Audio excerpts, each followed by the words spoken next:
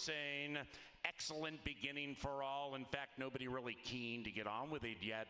Reckoning Days trying to win 4 in a row, puts the head in front. Inside, Single Me Out, looking to win 3 in a row. And speaking of the 3, Hi Ho Cheerio splits those 2 and is 1 length, maybe a half from the lead. Outside of that, Kierkegaard closer to the action this day, about 2.5 lengths from the lead. And Gray Magician comes sneaking through to the inside of Hi Ho Cheerio to grab second. The complexion changes dramatically, if only for 5. Now they're separated by 7 and they have 3 to go chasing the 5. Reckoning Day trying to make them pay again. Reckoning Day and our leading rider Harry Hernandez gliding along by 3. Gray Magician needs to pull a trick out of a hat, 5 lengths from the lead. After that, Kierkegaard. Then it's Hi Ho Cheerio and Single Me Out. They're into the final 250 and Hernandez shakes up Reckoning Day, looking to win 4 in a row. Gray Magician still plugging away and executing the toil nicely, but ran into a buzzsaw in the shape of Reckoning Day. And Reckoning Day and Harry have won the first. It's 5-1-4 in the little.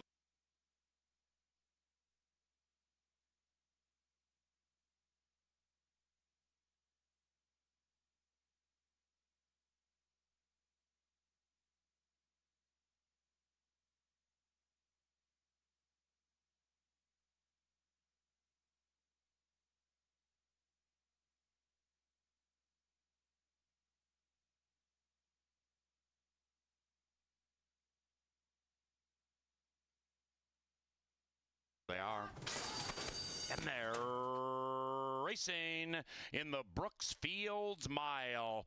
Max KO, the Gulfstream Steam, came out fast looking to deliver a knockout punch, but that lead has been ceded by the speedy local named Drama Chorus. And Alonso Quinones and Drama Chorus kick away by 1.5, doing it reasonably.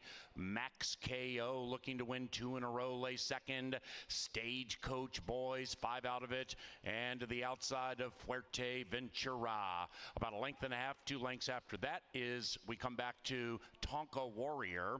And Tonka Warrior is to the inside and about 6 lengths from the front. Sunny Smack next to that one. They're covered by 7. Up the barn side they go in the Brooks Fields Mile on Northern Stars Turf Festival Day at Canterbury Park. Drama Chorus and Max KO. Drama Chorus by a half. Max KO in second, 1.5 lengths. Stagecoach Boys to the outside of Fuerteventura. Florent Giroux has saved ground on that 4 and appears to have run 2.5 lengths from the lead. Then it's Sunny Smack, and Tonka Warrior would have to win 3 in a row from 8 out of it. And they're at the top of the stretch, and up goes Max KO. Max KO, Drama Chorus, Stagecoach Boys. Outside of that, Sunny Smack at a fat price, and behind them, Tonka Warrior just got in trouble. They line up with a football field to go. Here comes Tonka Warrior and Stagecoach Boys. Tight photo.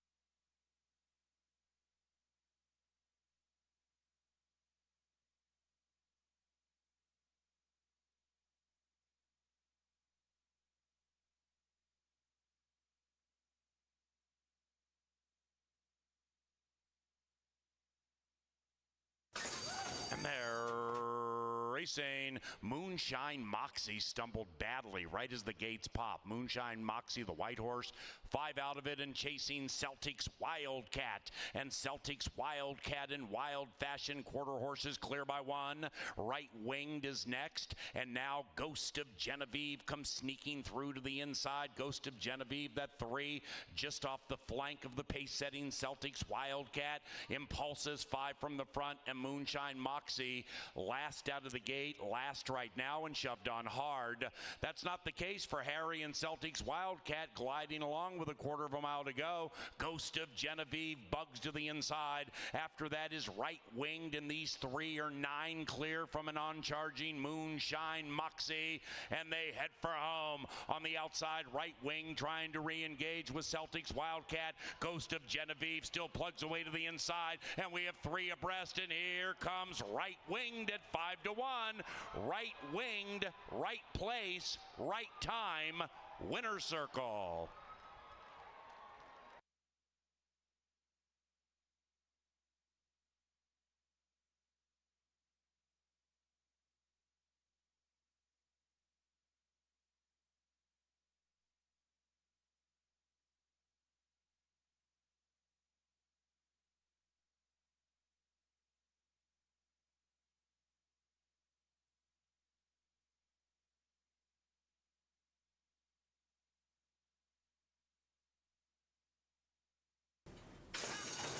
And they're racing in the Kurt Sampson Oaks, named for the longtime chairman of Canterbury Park, Kurt Sampson, may God rest his soul.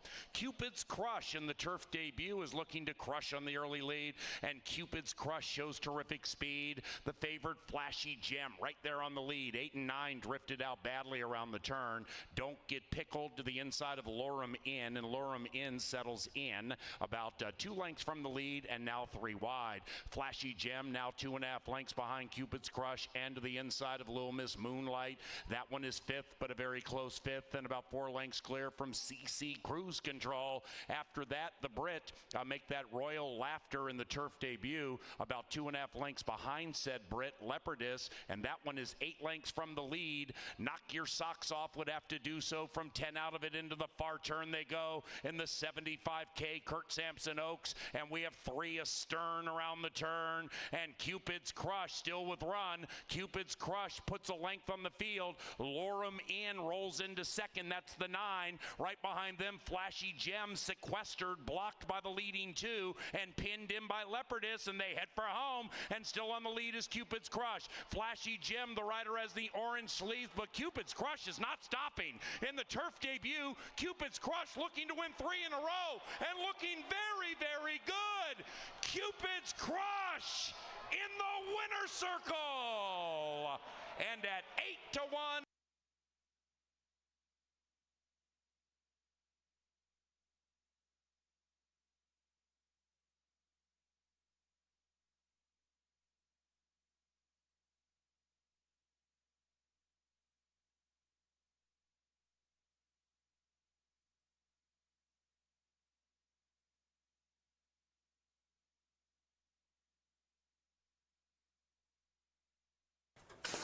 And they're racing, and the 6-pack popped as 1 on the wide side, working 9-5 Flashes speed, and so does Chive Up, looking to win 2 in a row, and Chive Up with all that speed opens up by 1, make it 2, make it 3, and make it 4 with 4.5 furlongs to go. After that, Betty's Bar, that's the gray, watching this tearaway leader. Chive Up now lead by 7.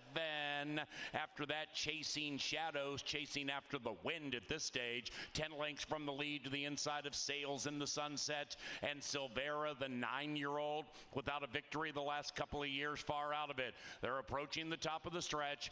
Daylor Betios Lopez giving Chive Up a breather with a 6-length lead, and working 9-5 is working hard to keep up even with Betty's Bar, and now Chive Up is coming back to the pack, and Daylor Betios Lopez gets busy on this 5 into the final furlong, and this one is taking on water. Outside, working 9-5. The gray is Betty's Bar, and here comes Sails in the Sunset. Chasing Shadows just got shut off badly, full of run, and Sails in the Sunset prevails.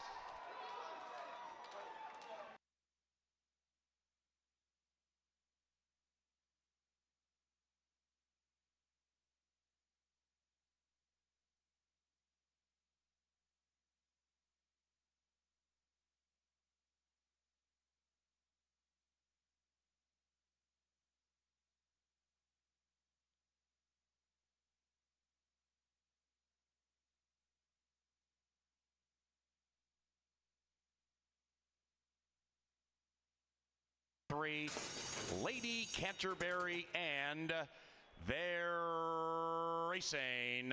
Scent of Success is a fast Minnesotan, and Scent of Success and Constantino Roman at 14-1, trying to sail wire to wire. Medalla Match also has good speed. That one's to the outside of the defending champ. She Can't Sing. She Can't Sing, and Loveberry just off the heels of Scent of Success. Midnight Current right behind her.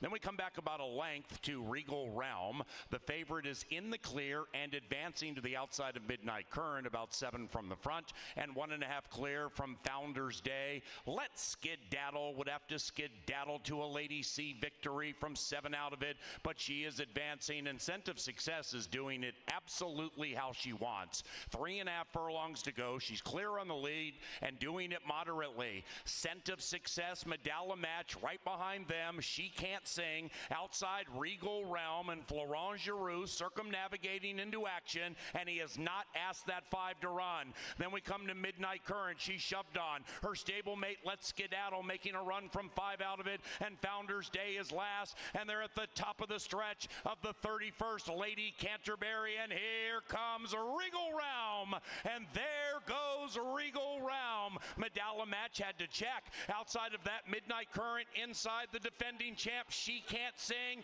It is Regal Realm from an on-charging Midnight Current. Regal Realm is the Lady Canterbury champ.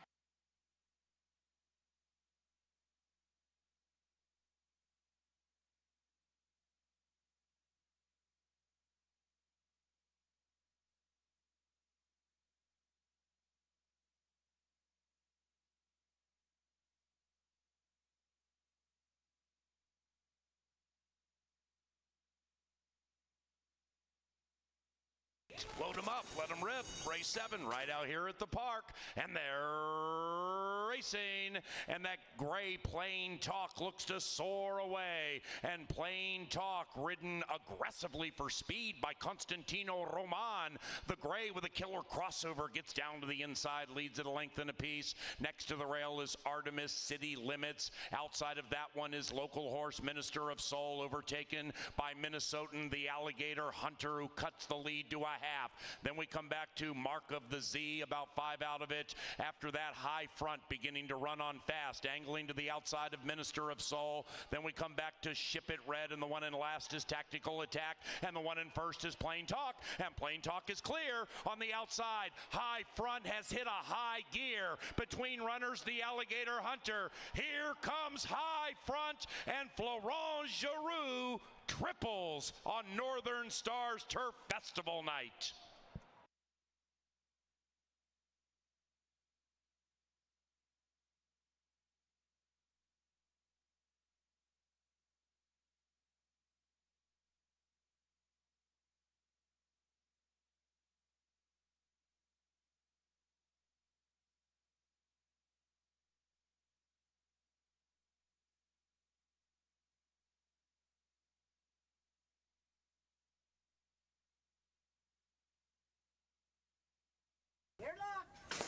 And they're racing for $100,000 in the Canterbury Derby, and they've broken a line. 1 in Vermilion on the stretch out and turf debut, right to the lead with Harry Hernandez, and 1 in Vermilion zings into the first turn with an ever-widening lead.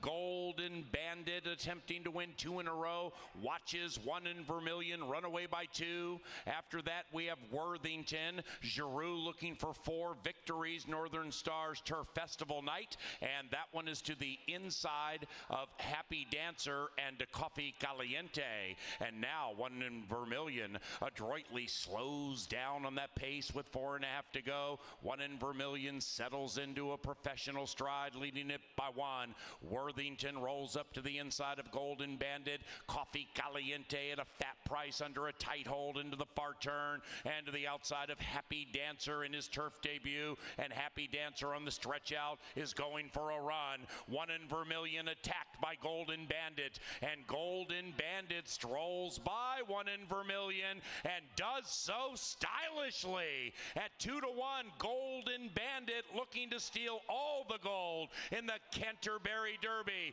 1 in Vermilion Vermilion can only watch him run away. Worthington is rolling up to second to the outside of 1 in Vermilion. It is Golden Bandit with a lead of 4. 1 in Vermilion puts his mind back on running, but it's too late. And Golden Bandit steals the Canterbury Derby.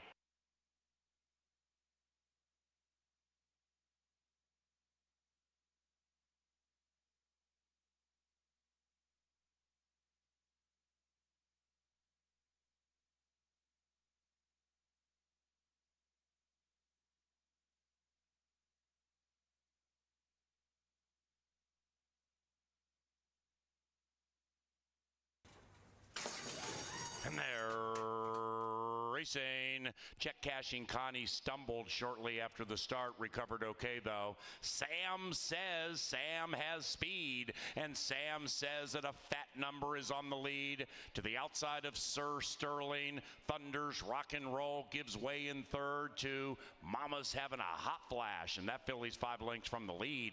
2.5 clear from Fellow Philly. Check cashing Connie. 4 lengths after that to Franz. The long shot is third last, 10 out of it. And to the outside of the filly, Artistic Vision. Then the one in last is the maiden. Tap that dial. 13 from front to back. Off the far turn they go. On the inside it is Sir Sterling slugging it out with Sam Says, and they travel in perfect harmony. 7 lengths clear from Thunder's Rock and Roll at 2 to 1.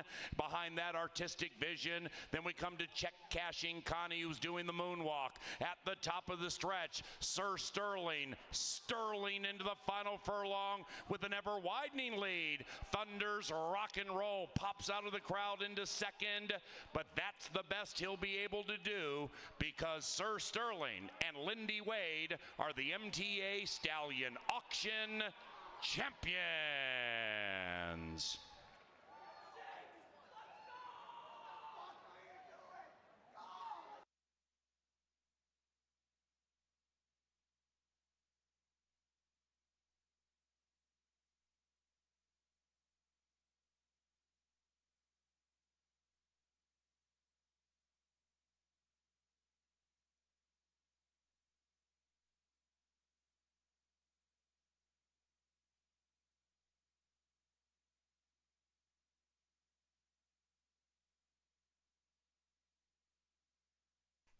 Ladies and gentlemen, please rise for the playing of our national anthem.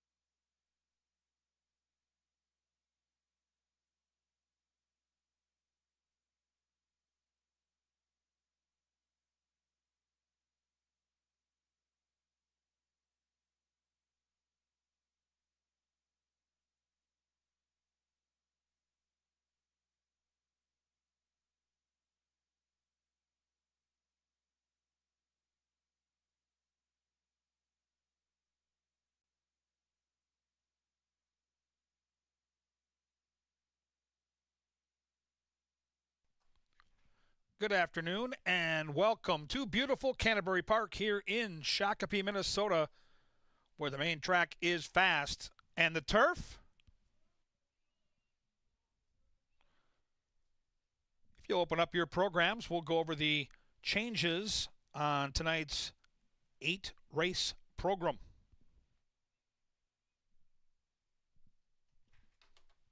Races 1 through 4 are free and clear. No changes in the first 4 races here at Canterbury Park.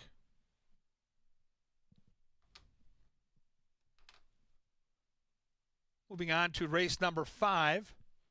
In the 5th race, a couple of scratches. The also eligibles are out. Take out the 13, Barbara Roloff, and the 14, Ain't She a Sweetie. Take out the 13 and 14 in race 5. Race 6 is clean. No changes in the 6th. We move onward to race number 7.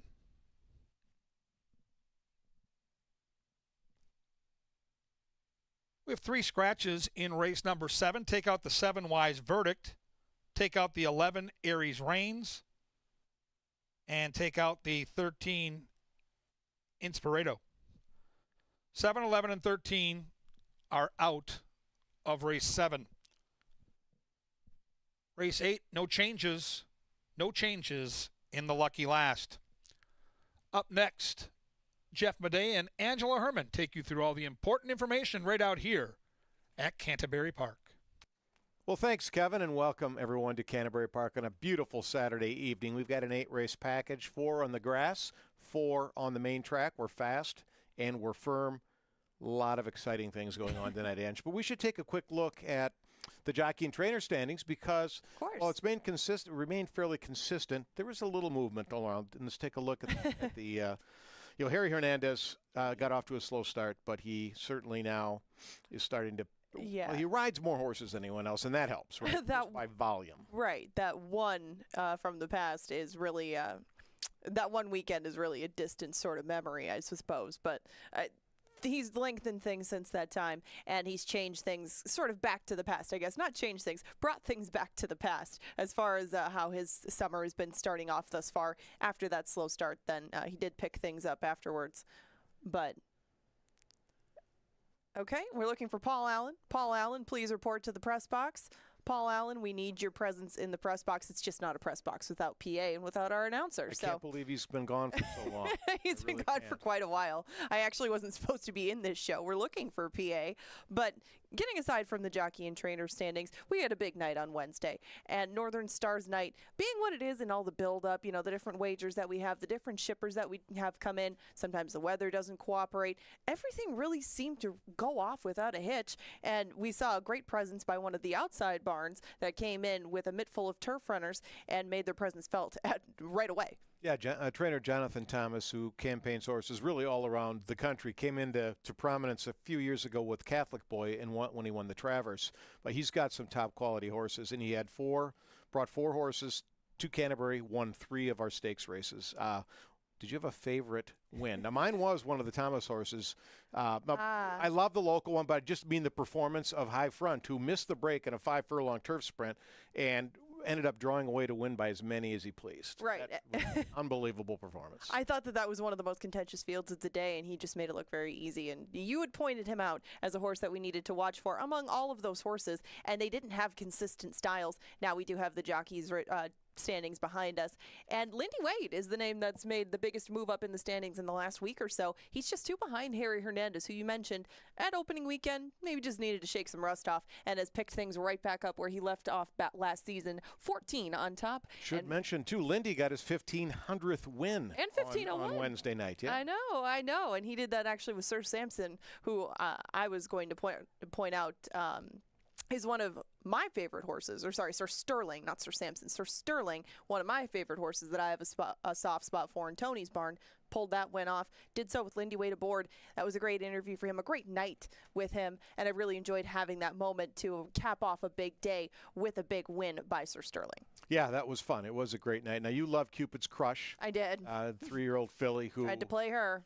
Was making her first start on the turf, making her first start going around 2 turns, found the lead, never looked back. Yeah, and she did that much the way that she had done in her 1-turn dirt races. Even though she's not undefeated, there's no perfect record to her, she has really taken steps forward in recent times, and she comes from Mac Robertson's camp, that name that you see in second, just 2 behind Joel Burnt. These were the 2 that dead heated last year in our trainer standings, and they continue to make their presence felt. Joel Burnt, especially on the turf course, but Mac Robertson, like you mentioned, training Cupid's Crush to that big win, and an upset, one of the biggest prices of the day. Jose Silva, who you see in third, Jose Silva Jr., has a lot of horses horses upcoming in the next few days and could make some impact on those standings. Absolutely. He's got a bigger presence here this year. He's got more horses than he has in the past. And really it does. When you look at these, it comes down to the number of starts, and you can see that the top trainers have more starts and thus more wins. But it'll be interesting to watch. And those are some trainers that aren't always favored either, especially when you look at Silva and Rengsdorf and Padilla, trainers like that. You can find some prices. So that's pretty cool. Now, the backstretch at any racetrack is a community. And in some ways it's a family as well. A lot of work goes on back there, and that's also true at Canterbury Park. And Minnesota HBPA, along with some other groups, the chaplaincy group here, and they've teamed up with the CAP agency, the Scott and Dakota County program that helps citizens all around the area. And they do some great things. And we've got a video here showing you some of the things that take place, including something really cool that happened yesterday. Let's take a look. Part of the chaplaincy council that we've created this year, and through the HBPA, we decided that we needed to do some more events on the backside. Last year we did a mariachi band and a cookout, and that was a huge success. So, we have a lot of people working really hard out here, and we just want to, kind of give back to them by providing a few breakfasts throughout the year. And that's what we're doing our first one today. It's been really hot again this year. So I think 2 years ago we bought 48 air conditioners for the dorm rooms that get really, really hot when it's above 90 degrees. And I think we bought about 15 more this year. Had quite a few grooms who came in and didn't have mattresses this year, so we were able to get some really good mattresses for them off of Amazon. And just trying to do whatever we can to make people more comfortable and be able to live a good life back here. We have a great relationship, building trust in the community back here. So thank you, Canterbury, for supporting us and willing to partner with the CAP agency. Yeah, really cool things happening on the backstretch. That is a community, and they all get together to take care of each other. And congratulations to the Minnesota HBPA. I want to welcome friends and family of Steve Knoll, the late Steve Knoll. Steve passed away in January. Consummate horseman, really. He was, if you come to the races often, you would have seen him out on the track. But what I really liked about him, Ange, is that he was always happy, always positive, no matter what was going on. And that was really cool. He was well-liked, well-respected. He's been around the game. He had been around the game for a long time. His family and friends are gathering here for race 3. So if you do know Steve, certainly come down to the winner's circle for race number 3 to watch that and get in a photo afterwards. Up next, Angela, and you're part of the STEAM team. You'll be out in the paddock all night long because it's not raining, folks. Today at the races, coming at you.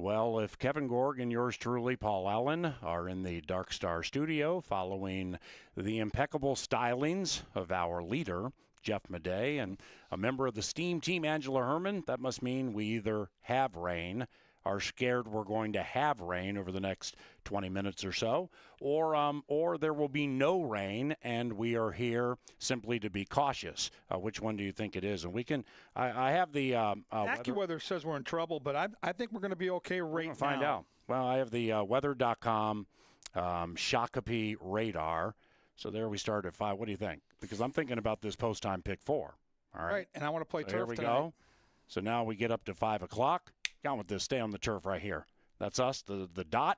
Down with this thing. Could miss. See? It's not that it could miss. I mean, we might get hit a little bit. Yeah, but we can stay on the turf, can't we? And the reason I bring it up is the post-time pick 4 and some really, really cool, deep turf fields coming up a little later and a chance to make money with your mind. I have to say it. You're not making any money with the cerebral part of your weather prognosticating. Oh, it's too bad because Well, you're 3-0 this year. I know. Yeah, you're 3-0. So Yeah. that L I took on Stagecoach Boys by like that much. Really fun race to call. Or some you've taken this year. Plain Talk was a pretty good L for me. Oh, he was Plain second Talk ran best. great. He was second best. I understand. Was that off a layoff or did Off a layoff, straight into the stakes race for Mac, and I Wow. loaded up on that horse. Right. He got run down by Guru, and Yeah. part of the fantastic night that was Yeah. last Wednesday. And see, and like you and Angela certainly, and Jeffrey, along with like the Oracle and Jay Litza, Superstats Dave, so on. You guys follow the year-round scene markedly closer than do I. So, like Florent Giroux, is it a preposterous statement if I say, holy cow, he's one of the best riders in the country? Like, period, turf, dirt, big Doesn't race. matter. He's top 5 no matter top what. 5. No matter what. Some of those rides that he gave on Wednesday night were unbelievable. Well, including that race I just alluded to. He came from last after being left at the gate with the favorite and just made every move at the right time. Seriously. Where you have no room for error. It was incredible. It was incredible. Right, and now that I think of it, he's the one that got whatever the horse's name was to re-brake and stab and put the nose on Constantino Roman and Stagecoach Boys, too. Yeah, it was bad. Florent Giroux, it's great having him here, man. It's like good for the name of Canterbury when we have that and Brad Cox and Mike Maker and, people like that. But maybe we should just bet him every race. Or maybe we should take a look at this. This usually means they're sealing the track. They're sealing the track, Nice which means job, TV. rain is coming. Oh, yeah, I know. Well, that's the baseline way to look at it. But we are 2/3 of the steam team. So when we see things like this, we think carryover maker. Oh, yes. Might be a carryover maker. We're due for one. Yeah, so let's see. Let's take First a peek. race is on turf. Third race is on turf. Well, first race, Joel Burnt with a number 2 undertow. Turf or dirt. And currently we're fast and the turf is firm, people. Turf course is firm currently. 1-2, not a win bet for spotties like you and I, but nevertheless, I mean, this is going to be rain, shine, whatever, KG. This is going to be a single for like 82% of the tickets, and good afternoon. Good afternoon. It's a single for me. I will get to my post-time pick 4 later here, right before first post. It's a $12 ticket, and he is the key to it because I can spread later after singling undertow, who has the best speed, who is the class of the race, has Harry Hernandez. Turf, I prefer. Dirt, he still wins. I think the 2 is a cinch in the first. I go 2, 5, and 6, and no win bet for me as well. Hey, Johnny the Mouse Mickelson and television. If it's possible, can you get that quarter pole cam to go right on the inside, like the 1 and 2 lanes right here? Okay, now go to the top of the stretch. Yeah, oh man, go to the top of the stretch. Well done. Okay. And now let's go down the stretch, and I'll tell you why momentarily. Okay, there's the quarter pole. Around about the quarter pole. The quarter pole camera heads for home, changes leads, opens up 5 on the 7/8 camera. All right, let's look in here. Ooh, lightning lane. Hey.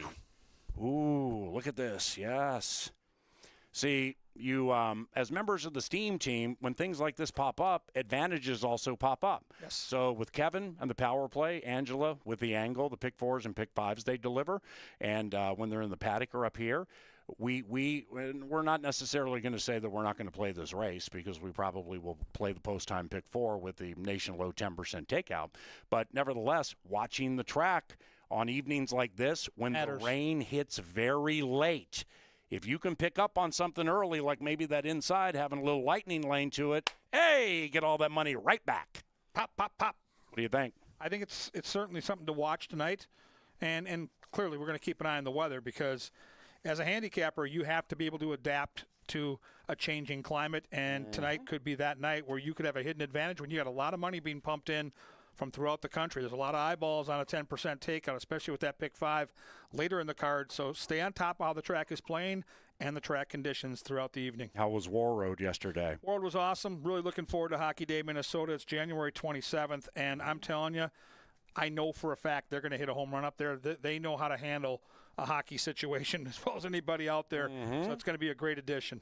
And Marshall Tucker Band here last night, rave review, specifically for probably their most popular song, Teddy P. Oh, yeah. Oh, Pretty Little Love. Pretty Little. Oh, that's what it was. Poor Teddy. Oh, and then he's walking around the press box singing Tornado Woman to me.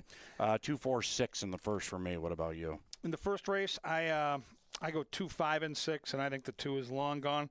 Remember, this horse just got beat by Golden Bandit, who came back to win a $100,000 stakes race for Cody Rosine on Wednesday. Race number 2, currently no scratches, no rider changes. You can see some more than weather terrorism behind us. That's a late sealing of the track, so do keep that in mind, players.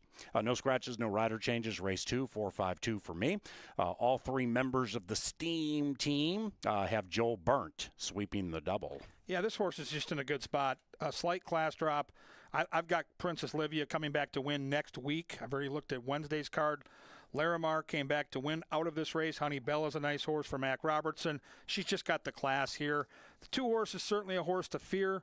I go 4, 2, and 1. I wouldn't go any deeper than just the 2 and the 4 on your tickets if you're playing the pick 4. If Lyrical opens up in the stretch and I or we can tell the horse is going to win, what do you think of this for the mare? And it's Lyrical, a true blue spectacle. The Lyrical for you. Oh, whoa, whoa. Who sang it? I know. I don't know who sang it. It might have been a one-hit wonder.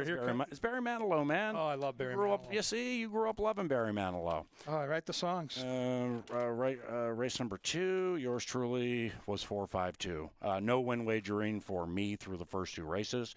We get to the 3rd race. Here's where the win wagering was going to begin for me. Still might. Well, we got to determine if we're on the turf or not. And I mean, this turf, like a lot of places in Minnesota, needs like buckets of rain for like 3 days. Don't know if we're going to get that much or if we're getting that much, but it's 1-5-6 for me. 1-5-6 for me. I'll explain in a minute.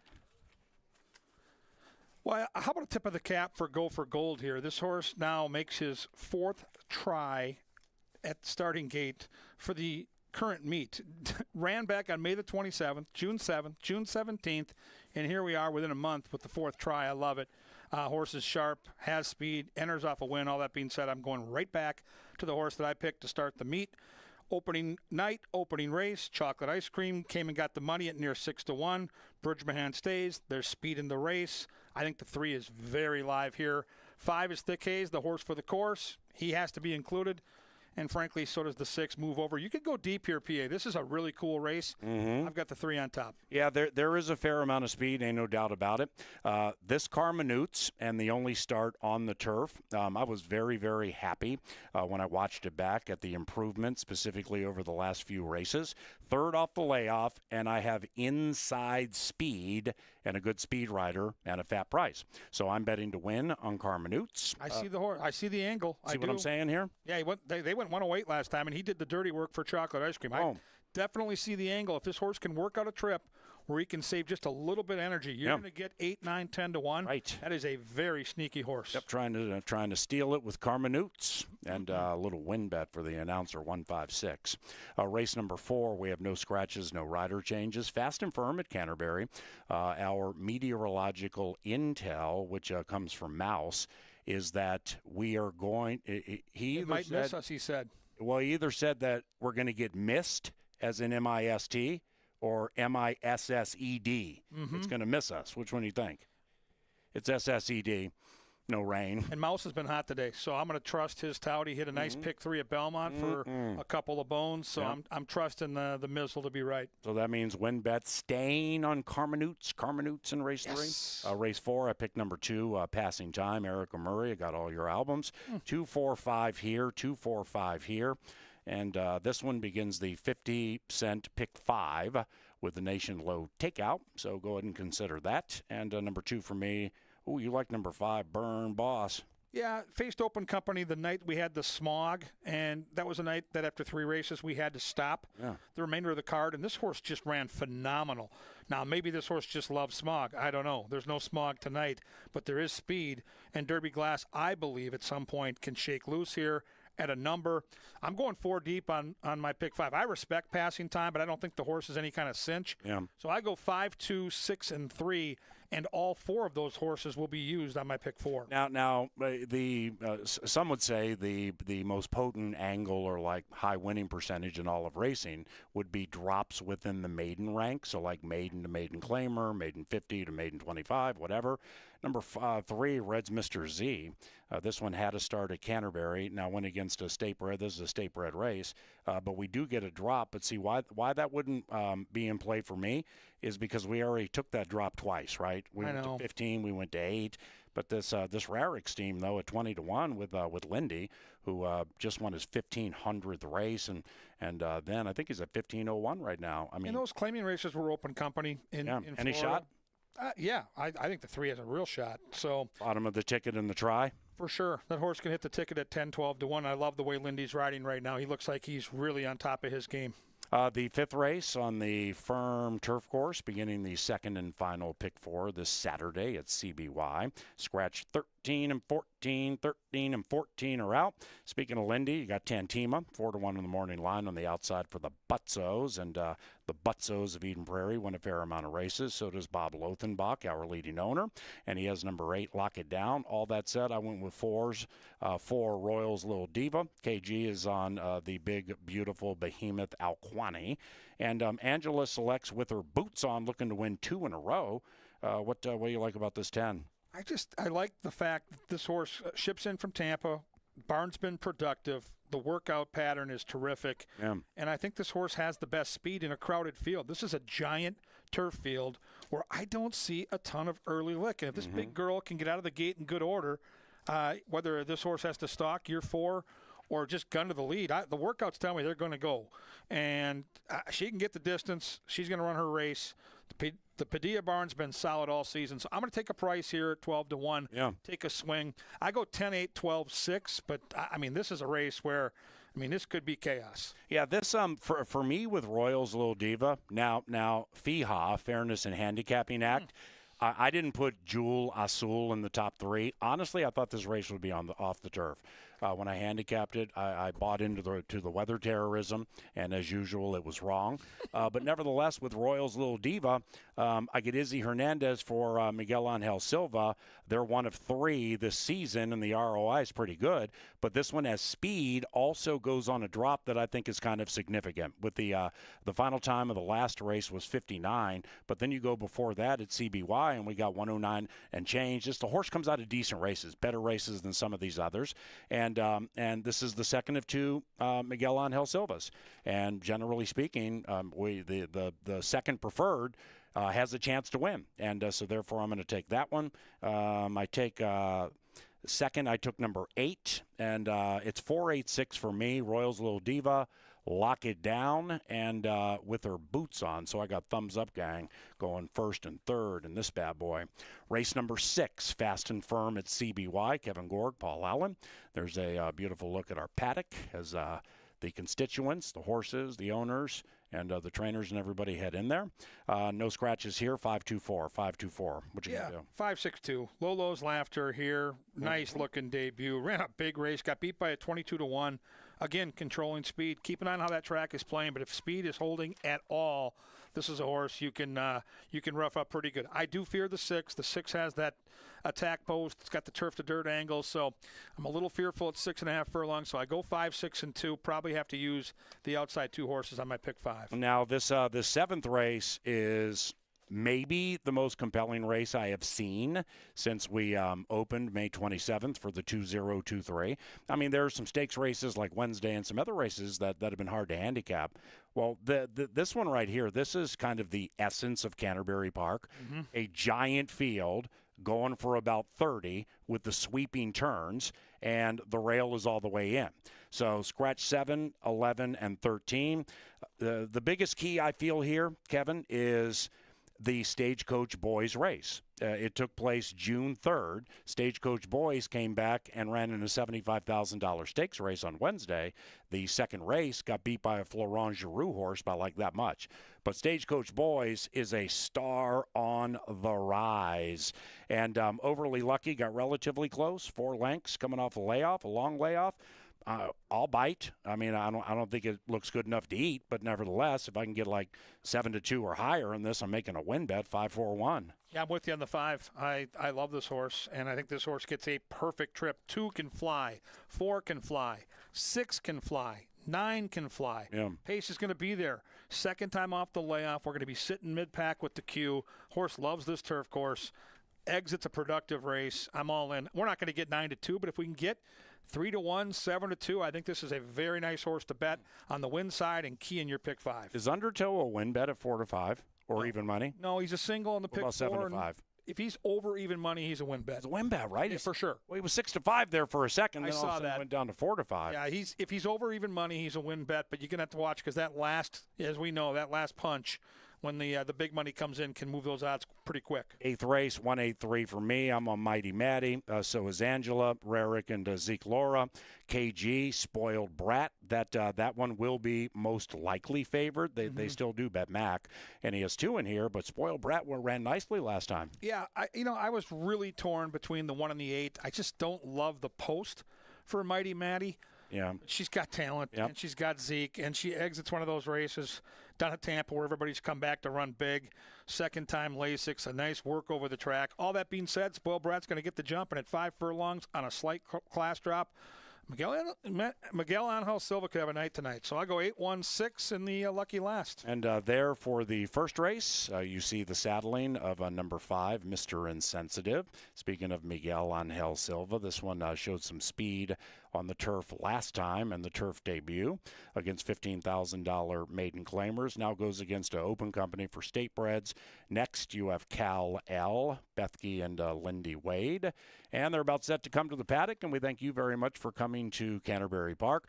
Those of you watching and wagering and taking part in racing history from abroad, thank you very much. We count on you and appreciate you markedly more than you probably ever will know.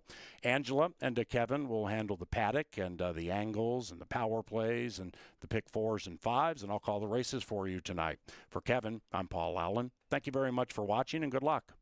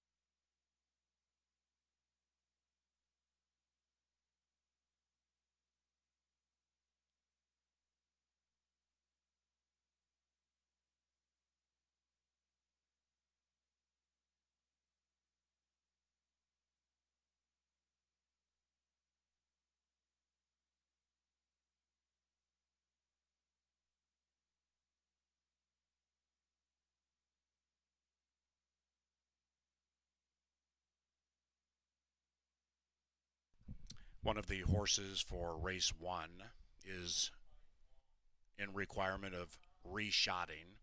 So once they fix that horseshoe, the horses will head out to the track for the first.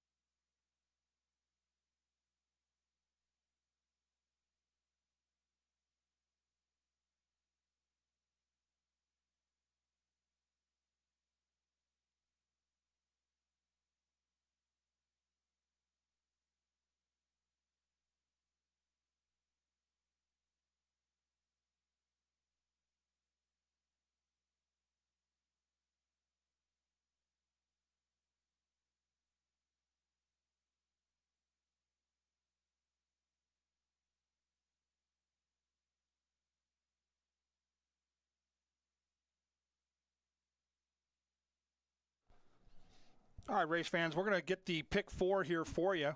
Since we're 4 minutes to race number 1, the 10% takeout. Post time pick 4. Ticket there on the screen is a $12 ticket. We are going to single the 2 undertow. We're going to use a pair of horses in the second leg, Lyrical and Birdie Be Gone. Then I think we spread. I think it's going to be chalky early. I think we spread 3, 5, and 6 in race 3. 3, 5, and 6. I like the 3 on top. And then we'll close it out with 2, 3, 5, 6. I got a couple of prices in that last leg that I believe can win. $12 ticket, post-time pick 4. And to give it that 10% takeout, it's the lowest in the industry. Get your tickets in now. You can't win it if you don't get in it. Post-time pick 4, horses leaving the paddock, and we're just about 3 minutes away from the lid lifter here at Canterbury Park.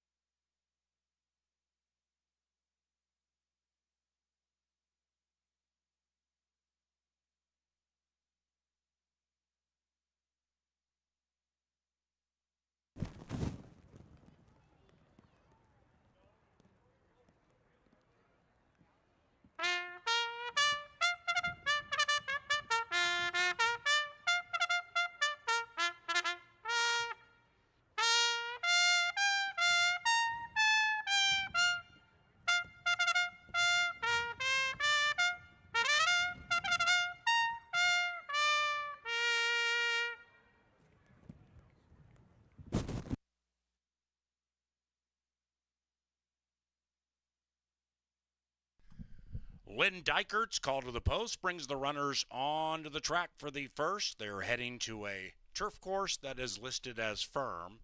The turf is firm, people, and the rail is all the way in.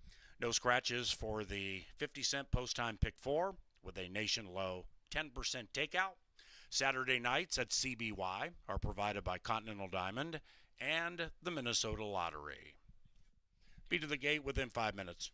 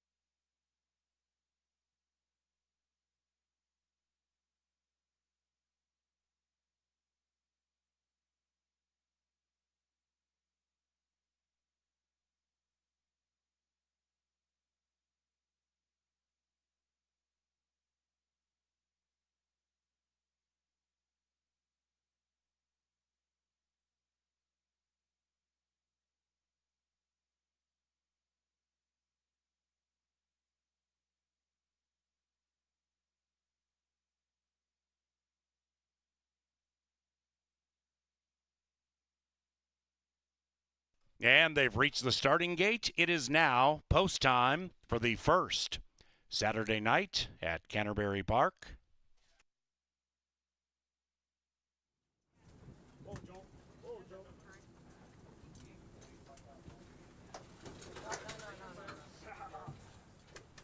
Rejection hurts in his turf debut. Next to his stablemate Undertow. And Cal L last in. They're racing. Perfect start from the inside. Undertow wants to tow them along, and the 1-5 favorite strikes the front. Cal L sharp in second, 5-1. After that, Mr. Insensitive. Then we come to Found Jordan. Then it's Lil's Classy Dude. About 8 from the front. Undertow opens up by 5, and the stablemate Rejection Hurts in his turf debut. 10 out of it. Undertow and Harry Hernandez calling the shots by 5. In second is Cal L. After that, Mr. Insensitive covering up Found Jordan. Likewise for Lil's Classy Dude. All over Rejection Hurts, and they're about 10 lengths from the lead as Undertow does it reasonably. The lead still is 5, maybe 6. On the 6, Cal L niggled at by Lindy Wade, and about to be joined by Mr. Insensitive. Behind them, Found Jordan. Then it's Lil's Classy Dude, and Rejection Hurts is 8 lengths behind stablemate Undertow. And Undertow has had a clear lead pretty much since the gates popped. Undertow, the 1-5 favorite, wins the run to the top of the stretch. Hernandez starts to work on him with a 3-length lead. Cal-Al. After that, Rejection Hurts and Mr. Insensitive with Found Jordan, and Lil's Classy Dude is last. And now the leading man gets busy on Undertow with a 4-length lead. Cal-Al, Rejection Hurts, and they're into the final 125. Undertow, wrong lead, jumping all over the place, but doing so with a 7-length lead. And Undertow has taken them wire to wire. 2-1-6 in the first.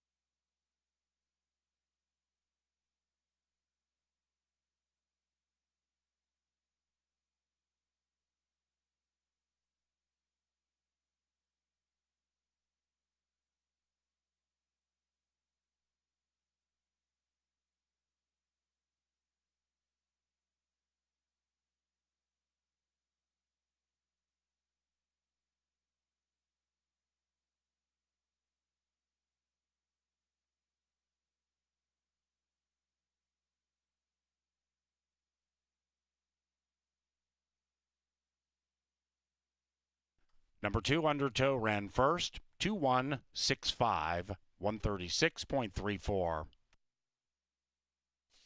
Racing at Canterbury is provided in part by Apple Autos, Ashley Home Store, Jim Beam, Kim Crawford Wines, Quick Trip, Loeffler, Maker's Mark, and the Minnesota Lottery. We also thank Continental Diamond for Saturday sponsorship. We welcome the Continental Diamond date night package individuals this evening. We provide clubhouse seating for 2, a special menu, wine, a winter circle viewing experience, and much more. It's available each and every Saturday of live racing, and you can learn more about Continental Diamond date night at canterburypark.com. By the way, every Saturday, enjoy $2 off all by the glass wine and sparkling options, including Kim Crawford, Meiomi, Woodbridge, and Ruffino.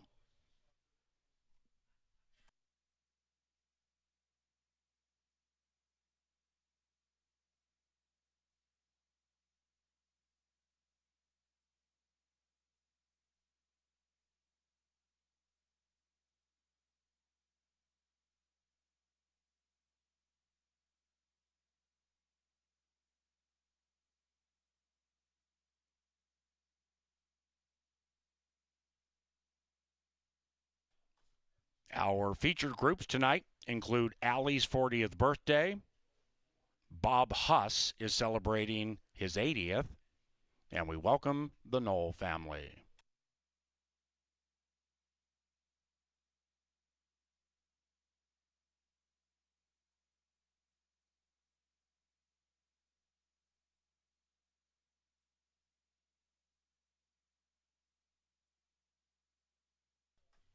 In the winner's enclosure, Undertow and Harry Hernandez. This is a 3-year-old brown gelding by Midnight Loot from the Tisnow mare Sharp Current. The winning owner, Bob Lothenbach, and the winning trainer also make that breeder, also Lothenbach Stables, Undertow bred in Minnesota, and the winning trainer, Joe Burnt. The Burnt Exacta paid $5. Race number 2 is about 35 minutes from now, and that's about 13 to 15 later than we anticipated because of some lightning in the area. So we're going to let it pass, and thus the second race will take off about 35 minutes from now. No scratches.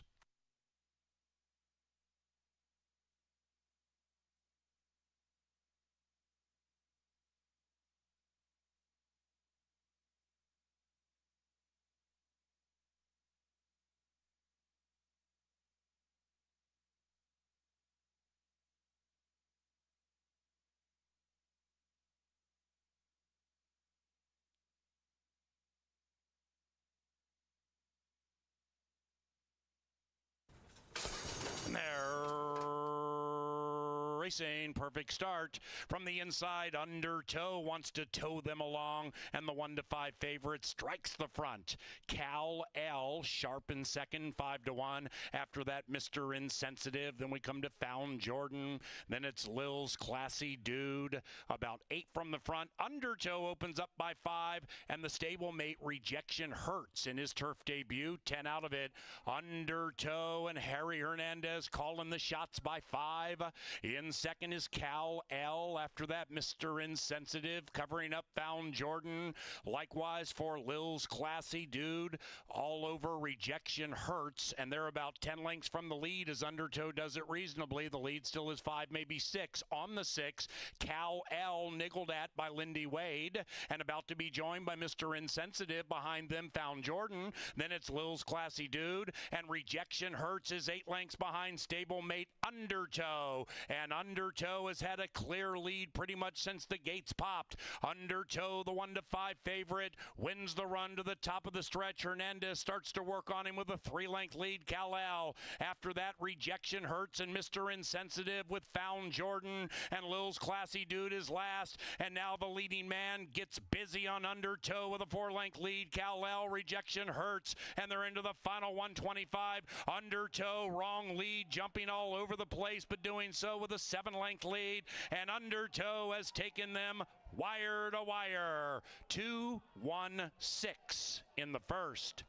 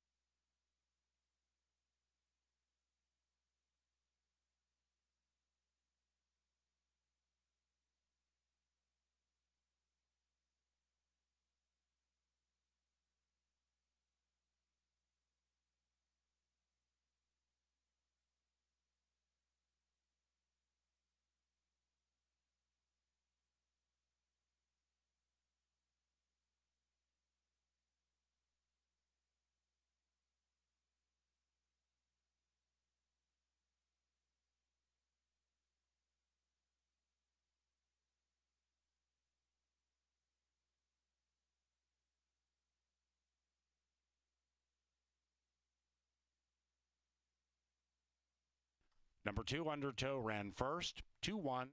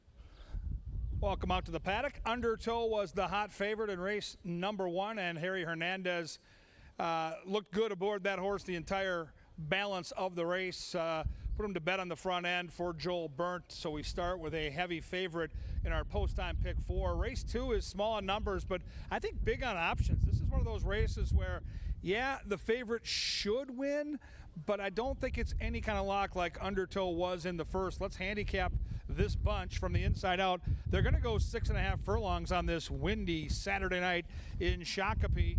And inside post out of the chute at 6.5 furlongs can be a bit pesky. And so that's the only issue I have with Brahms Is Who. Uloa's a solid jockey, and second time off the layoff, I think she'll be more fit. She looks good down here in the paddock physically, and she kicked on nicely last time. Looked like a horse that kind of needed a race. So second time back, inside post, there is pace. She should be closing on that pace, and she will be a price. Right now, that price is a very nice 11-1.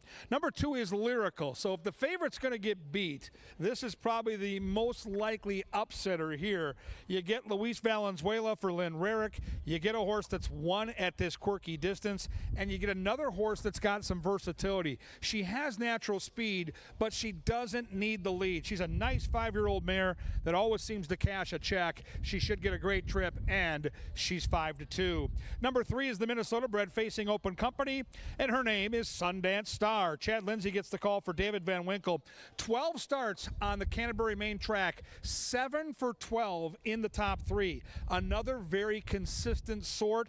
A horse that's got decent stalking speed, and a horse that's second time off the layoff. So certainly some handicapping angles, and taking money right now at 5-2 up on the board. My top pick is Birdie Be Gone. It is Joel Burnt. He is red hot, and the horse looks tough to beat. The jockey is Constantino Roman. The question I had was the class situation here. This is a horse that's in for a tag, and she's a Minnesota bred with still a couple of months of racing.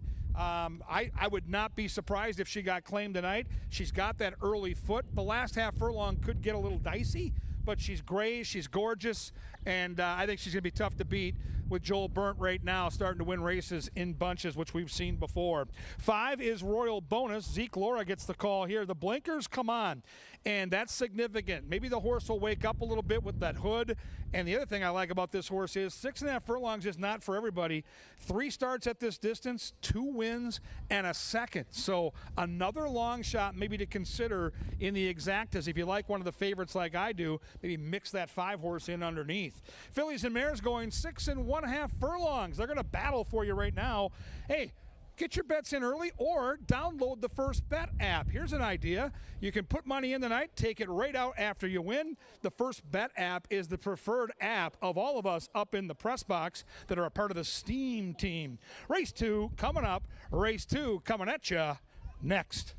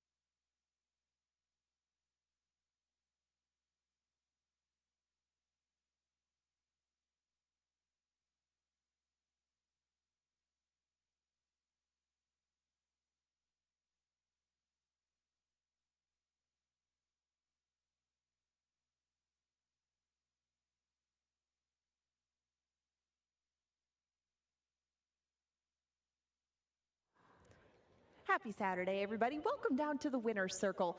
We have a bevy of activities that go on here between the races, and the very first one of this Saturday is going to be a game of categories. Now, I have Olivia with me, and really all you need for this game are a love of a couple of things. Do you like tacos and or tequila? Both.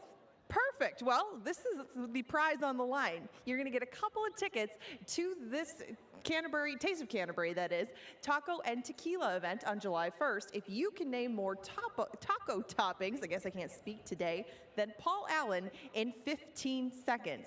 So gather up all that taco knowledge you got, get a list together, and you're going to have to rattle them off in 15 seconds, provided by the lovely timekeeper to your left.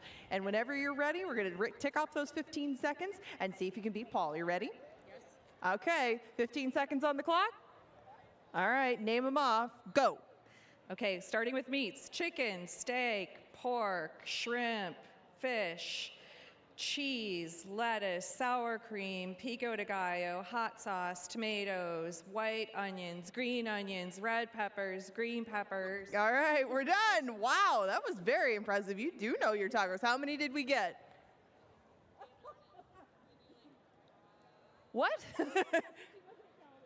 Okay, let's go with 11. Let's go with 11. That sounded like 11. Let's see how many Paul got.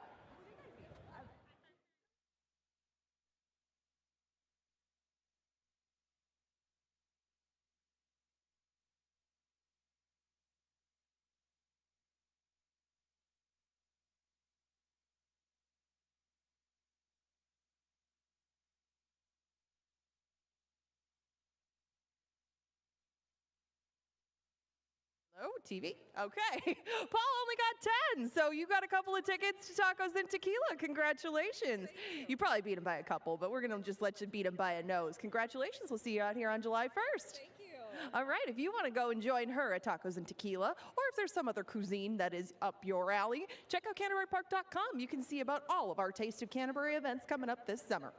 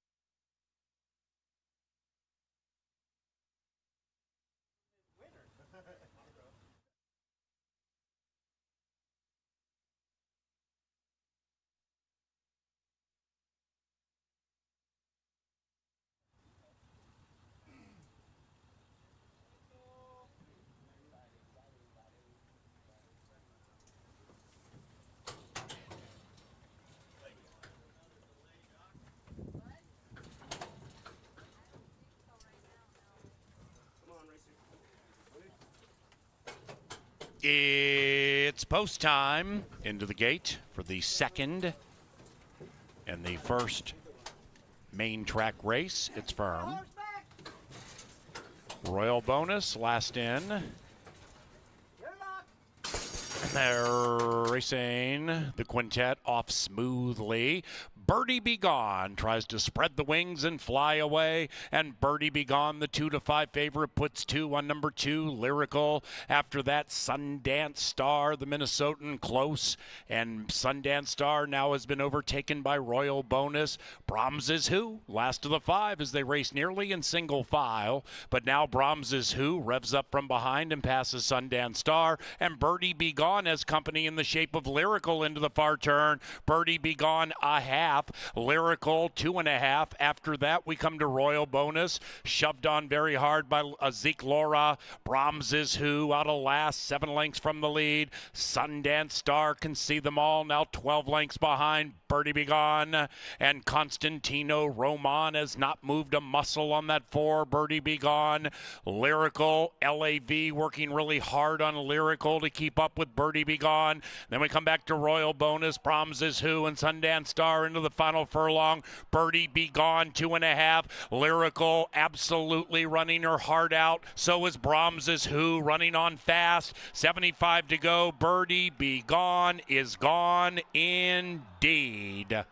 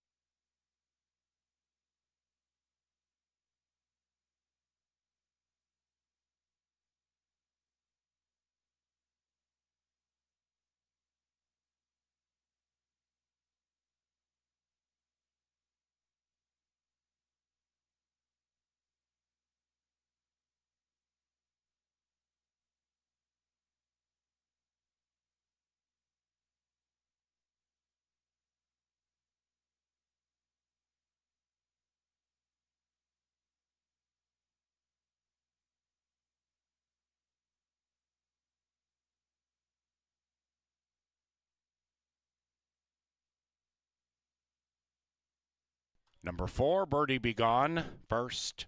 Favorites dominate the first 2. It's 4-1-2 and a 4th place photo.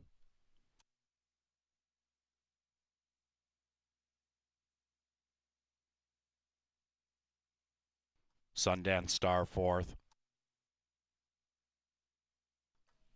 Ladies and gentlemen, the winner, Birdie Be Gone, claimed for $12,500.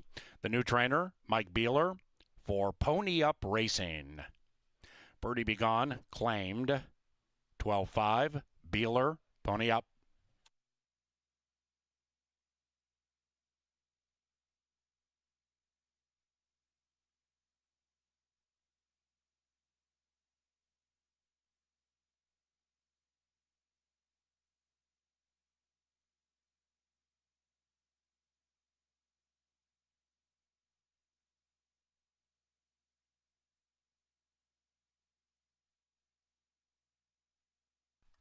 Race 2, official. It was provided by Apple Autos, the official vehicle supplier to Canterbury Park. We also thank thinkminnesota.com and Think Minnesota Realty for summer sponsorship. And if you would like to take a behind-the-scenes tour of Canterbury Park, we do it on Saturday afternoons.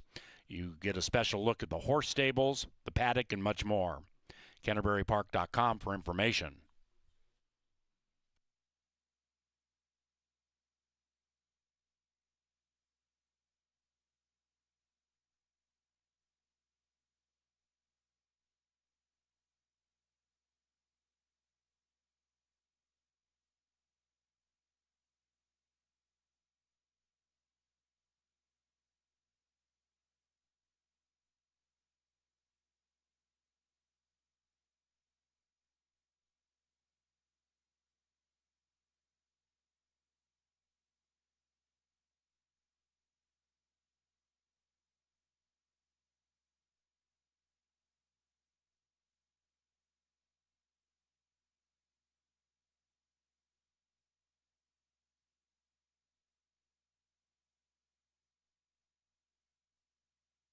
Paging Bob Lothenbach to the winner's circle. Bob Lothenbach to the winner's circle, please.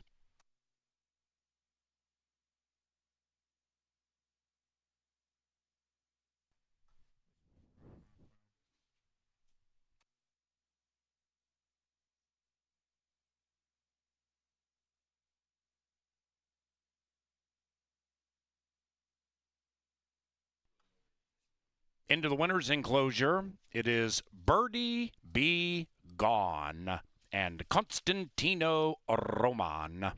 Birdie Be Gone is a 5-year-old gray mare by Wilburn from the Buddha Mare Blue Jean Song, bred in Minnesota by Eric and Mary Von Segern. The winning owner, Lothenbach Stables, and the winning trainer, Gilbert.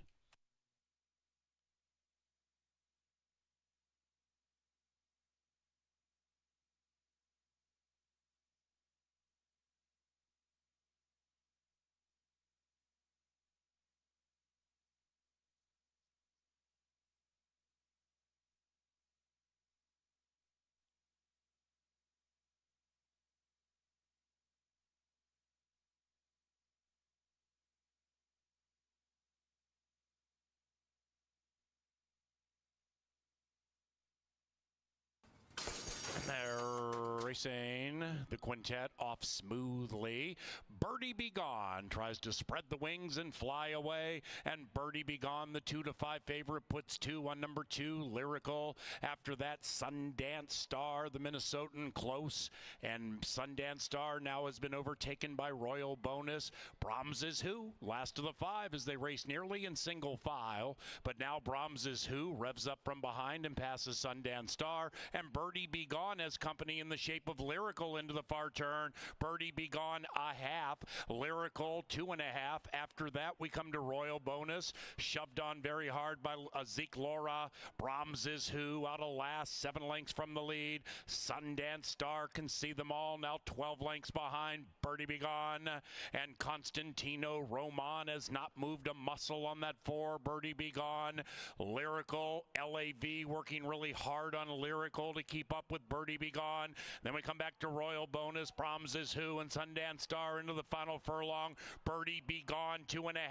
Lyrical absolutely running her heart out. So is Brahms Is Who running on fast. 75 to go. Birdie Be Gone is gone indeed.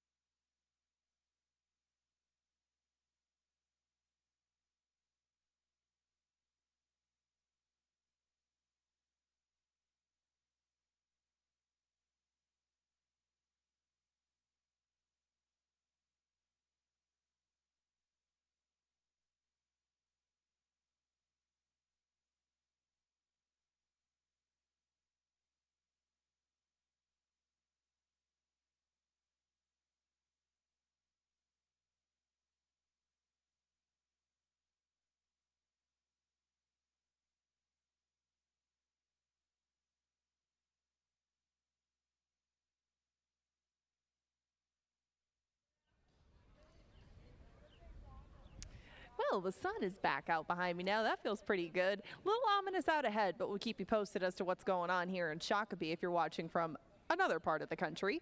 Now we go back to the third, and this one is going to be on the turf. It is firm right now, and they go 1 mile in here. This is a race that was brought back from June 14th, and it does have a couple of recent winners that have been added to the mix. The rest of them were all in that original group, including Carmenutes on the inside. He pushed the pace along in his first try over Canterbury turf last time around. He pushed him a little bit fast. They went quick that day, 22 and 2, 45 and 1, 108 and 4. You wouldn't expect anybody to hang on, and they didn't. But Carmenute still hung around to be beaten by just a little under 6 lengths. He still has more pace to deal with just to his right, and I'm a Harley too, and that was my main knock against this one. But I did end up on this horse. I liked him originally when he drew the rail. Right now he's 6-1, and I'm going to stick with him in start number 2 of the year because that has been one of his best in recent times. I'm a Harley too, just needs to get one to get the dust off, I guess. And then once he comes back for that second start of the year, usually going over to the turf, he gets things done. I'm a Harley too will put blinkers on this day. Not usual that you would see blinkers added to a 7-year-old, but they've worked for him in the past. Maybe I'm a Harley too just needs to get his attention, I guess, brought a little bit more to the forefront. Chocolate Ice Cream, he regularly wears blinkers, and he won last time around. That was a way off the pace win, and that was in the aforementioned race where Carmenutes was out pushing things along through that very quick pace. Chocolate Ice Cream was our first winner of the year, and now he'll try to double up at 3-1. Go for Gold is one of the recent winners added to the mix. This one just cleared that last condition. Now that picked up his fourth lifetime win. He'll join a new group of beaten claimers, but Go for Gold has run a lot recently. You've seen him hit the track 4 times in a little less than a month. Go for Gold just keeps on producing good races, and he does them close to the pace. There is a lot to like about him, but right now you get 7-1. That's a really good price. That's a little bit up from the morning line. Not the case for Thick Haze right next door. He's just a tick down from that 5-2 morning line price that you'd get on him. Thick Haze was a part of that original group. He got his original post back, and now he gets to make his first start for the Rocket Wrench group. Thick Haze has a great record over this turf course, and in fact 5 of his 7 lifetime wins have come in similar settings to this, and Thick Haze did plenty of good racing over the winter down at Turf Paradise. So if you do like him, you got some cases to like him, as well as another Turf Paradise runner next door, Move Over. In fact, the last 3 out of here are all from Arizona, but if you like Move Over, you're going to have to hope he can do 2 in a row and get just the right trip that he did last time. I mean, you'd have to hope for a duplication of that race, as this is a touch tougher company, but still, Move Over is in good form, and he's coming from a barn that's winning a lot of races at this meet, and right now he is 3-1. The one that you see on the screen right now, the field's long shot to be exact, that's Club Mesquite.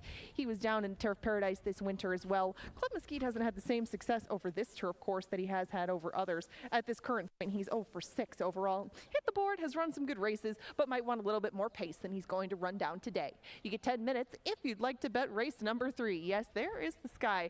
It is a very unique setting here in Canterbury right now.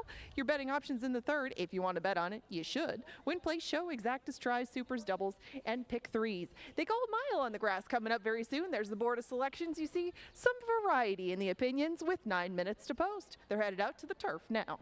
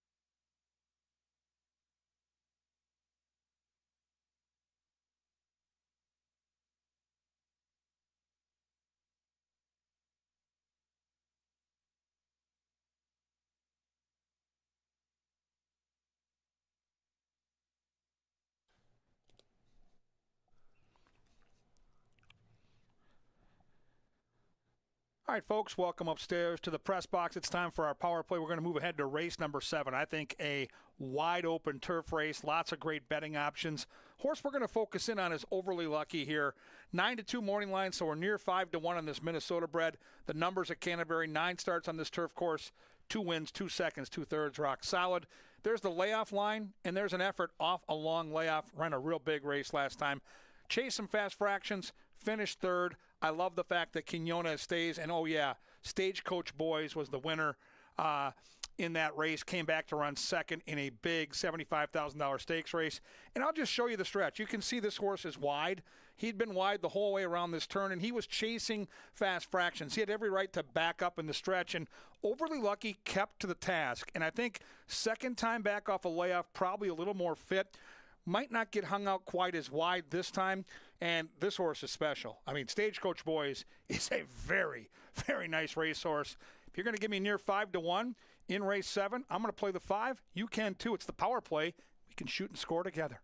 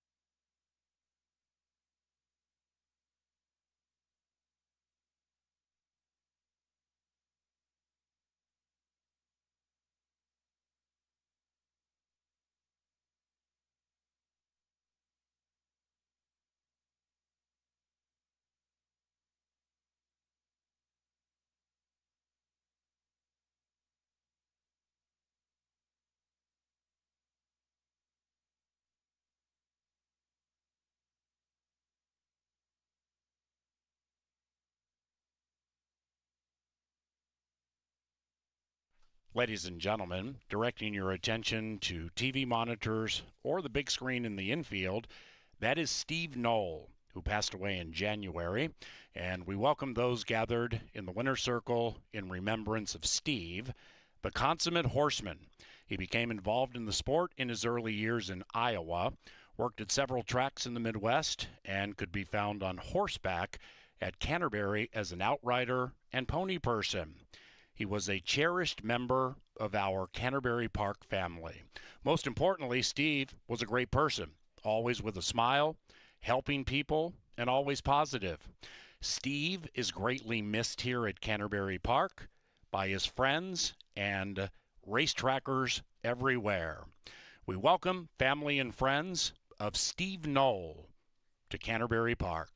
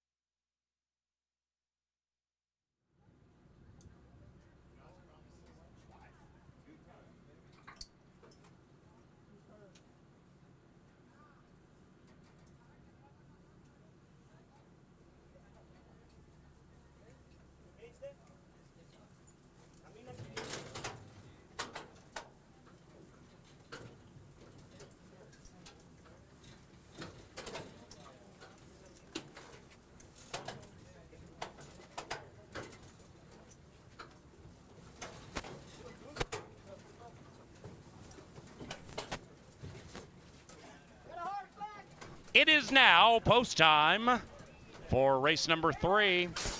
And they're racing.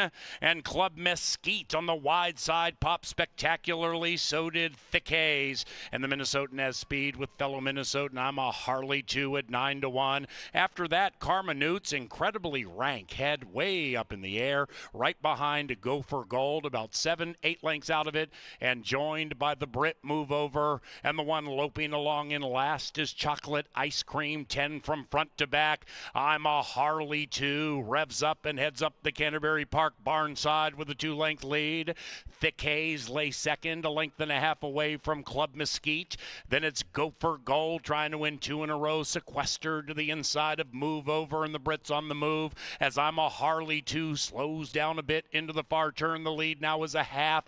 Karma Newt's is now on the bit, angled to the outside, 5 out of it. And Chocolate Ice Cream, the veteran, in the clear, 8 lengths from the lead, and up goes Thick Haze. Thick Haze blows right by I'm a Harley 2, and right behind that one, Move Over's trying to tell Thick Haze to move over. They're 1-2. Karma Newt's to the outside of Club Mesquite. The Mesquite, then we come to Go for Gold and Chocolate Ice Cream, and they come charging down the Canterbury Park stretch. It is Thick Haze leading by a set of blue blinkers. Outside of that, Move Over with Karma Newt's and Chocolate Ice Cream. On the inside, Go for Gold. Here comes Chocolate Ice Cream from the outhouse to the penthouse at 3.5-1. Jermaine Bridgemahan, well done.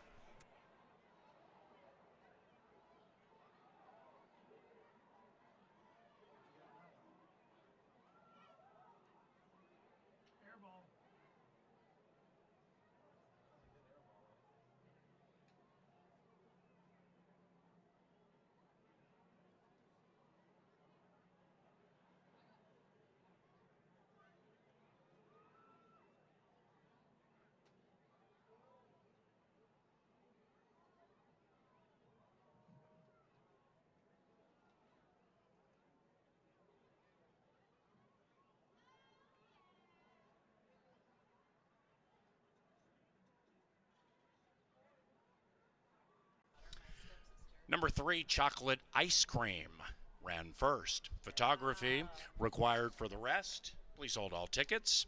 The third was courtesy of Michelob Golden Light. And we also thank Ashley Home Store. Ashley has a store right across the street from Canterbury Park.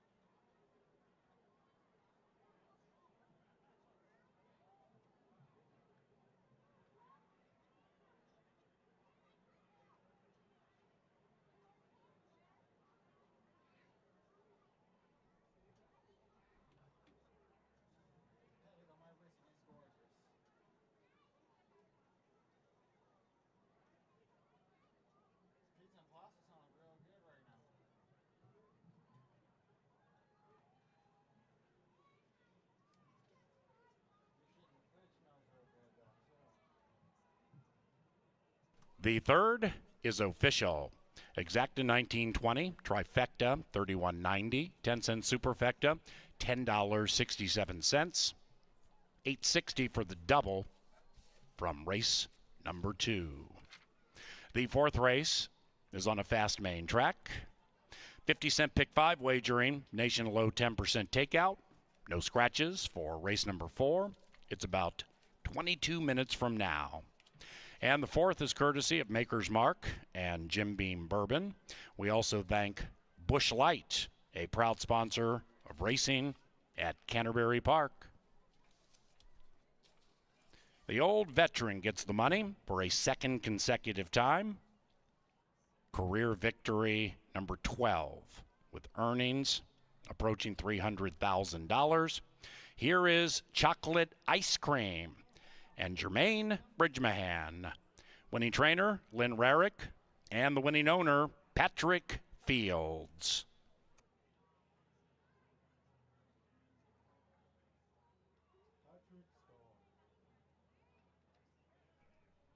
The 4th race, 21 minutes from now. Welcome to Canterbury Park.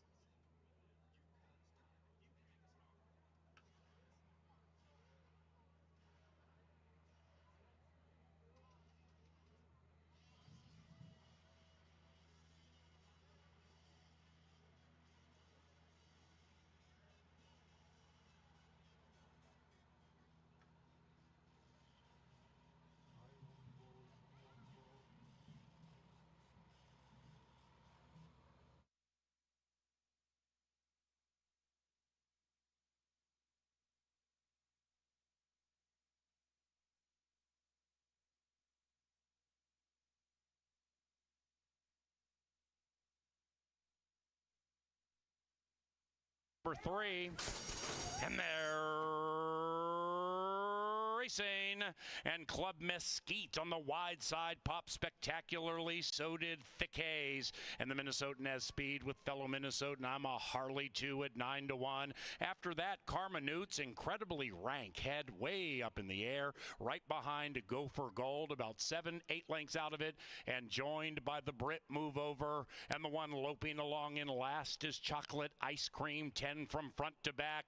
I'm a Harley 2 revs up and heads up the Canterbury Park barn side with a 2-length lead. Thick Haze lay second, 1.5 lengths away from Club Mesquite. Then it's Gopher Gold trying to win 2 in a row, sequestered to the inside of Move Over, and the Brits on the move as I'm a Harley 2 slows down a bit into the far turn. The lead now is a half.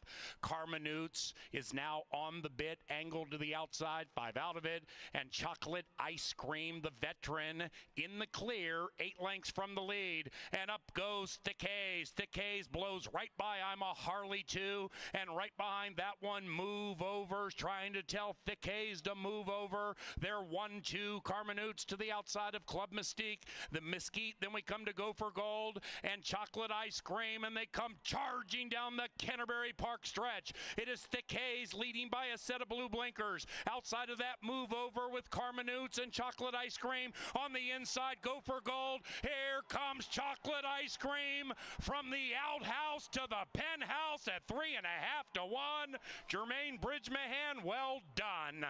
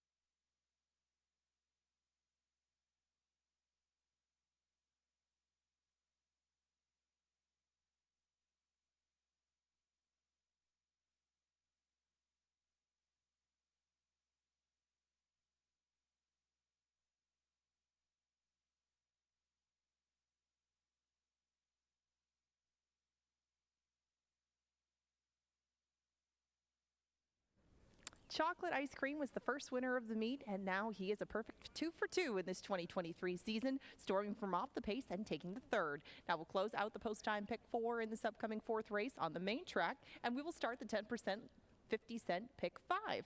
That's going to start with a group of maidens. These are Minnesota bred claimers. They go 6 furlongs in here, no changes to report of, and a few of these were in arrears of a horse named Eyes on Dessert. Now some have got a race since then, but not Silent Sailor. He drew the rail for start number 12, and he was third but that day behind Eye on Dessert. That day, he was just under 5 to 2. I mean, sorry, lower than that even. He was just north of even money. Silent Sailor has racked up some good performances towards the front end in those 11 starts, but I didn't love that rail draw for him. Silent Sailor might have some pressure to his outside. Typically, he doesn't find himself alone on the lead, and that's been where some of his better races have come.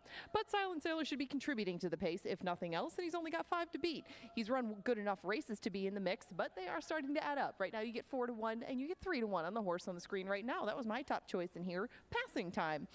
Passing Time has a little bit less mileage to him, just 3 starts to choose from.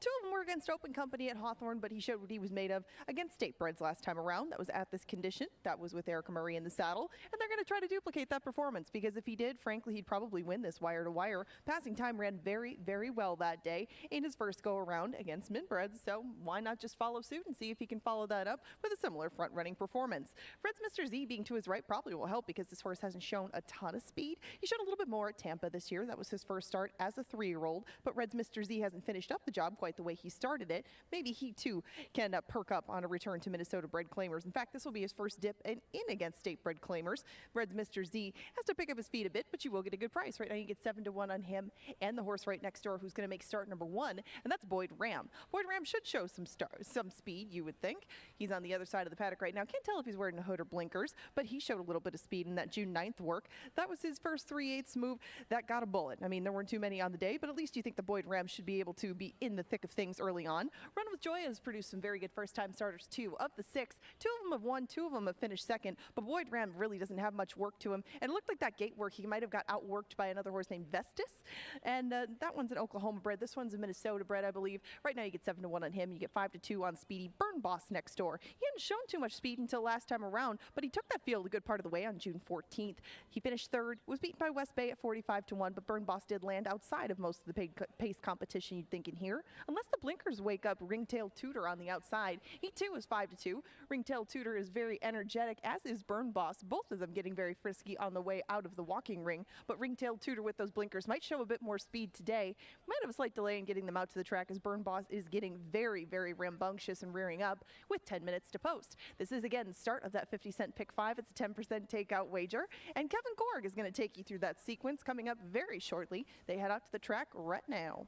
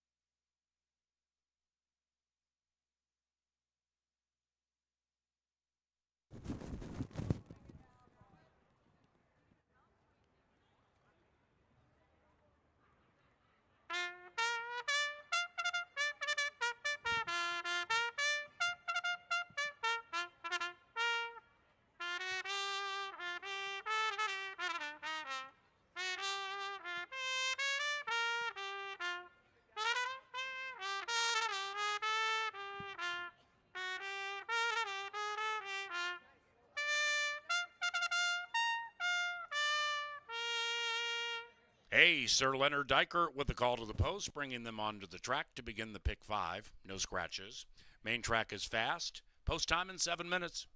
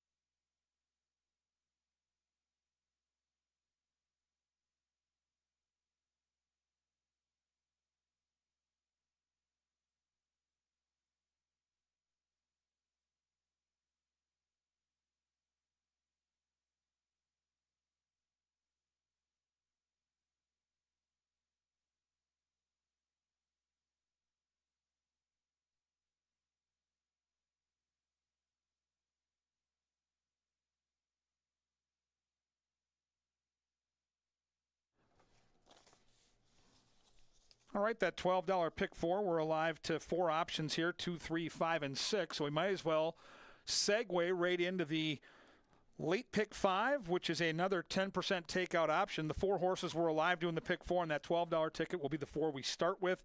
I really like 5 here, Burn Boss, a lot. I do understand it's a maiden race, so I wanted to have some depth. And I've got a couple of prices in there that might be able to upset the apple cart, but I think Burn Boss is too good on the front end. Leg 2, I go 6, 8, 10, 12. It's a wide open turf race. I've got the 10 on top, El Quani at 12-1. Then in the third leg, race 6, I'm going to go just 2 horses. Lolo's Laughter and the horse I fear, the outside horse, Mongolian Apple. 2 horses in the 7th. I've got Bold Voyager, the speedball, who I think is the best of all the speed. And I've got Overly Lucky, who I think wins the race. It's the power play option for tonight's race card.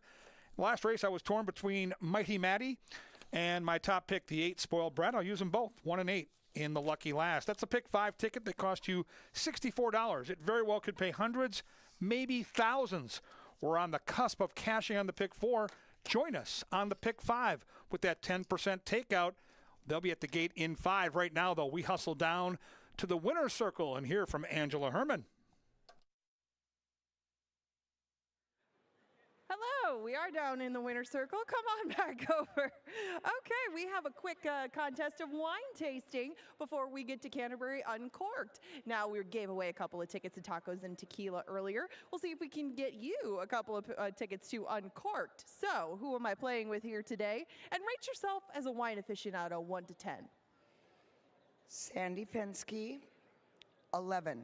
11, that is exactly what we're looking for in tasting wine. So really all you got to do is taste each of these. If you can tell me what variety of wine they are. You don't have to tell me what brand, just what kind of wine they are. You will be headed to Winefest, hopefully with the husband somewhere who's supposed to be paying attention. I heard that was a part of the mix too. So taste away and you just let me know what you find.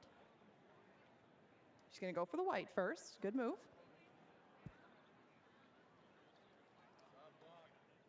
Okay, after one taste, what do you think? Pinot Grigio. Pinot Grigio is not the correct answer, but I'm going to give you another try at it. I'm going to give you another try. We needed to just get your palate wet. What do you think? Sauvignon Blanc. Sauvignon Blanc. It is Kim Crawford's Sauvignon Blanc. Okay, you have one. You have one. Okay, now you're going to go to the red. You got to get this one. I'm going to give you one try on this. Pretty distinctive. You can do it. Okay. Merlot.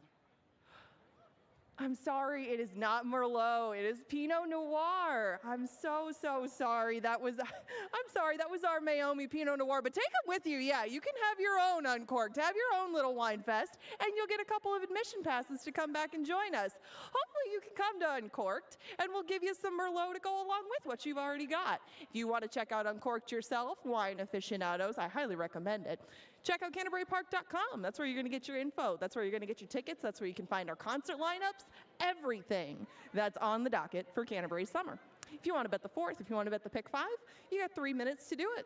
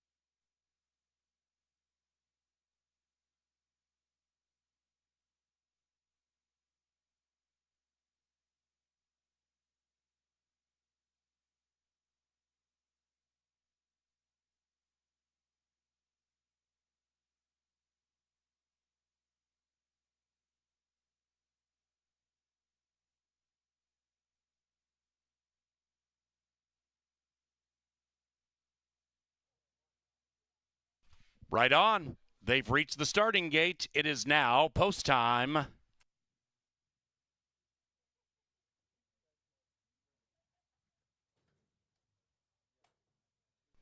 In line for the Cody Classic, Ringtail Tudor, 2-1. Passing time, 2-1. Boyd Ram debuts.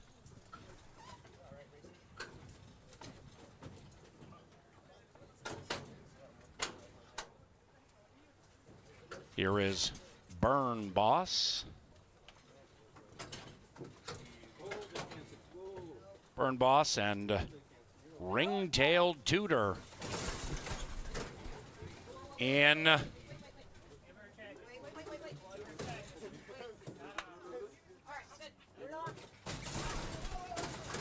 number 5 causing the ruckus.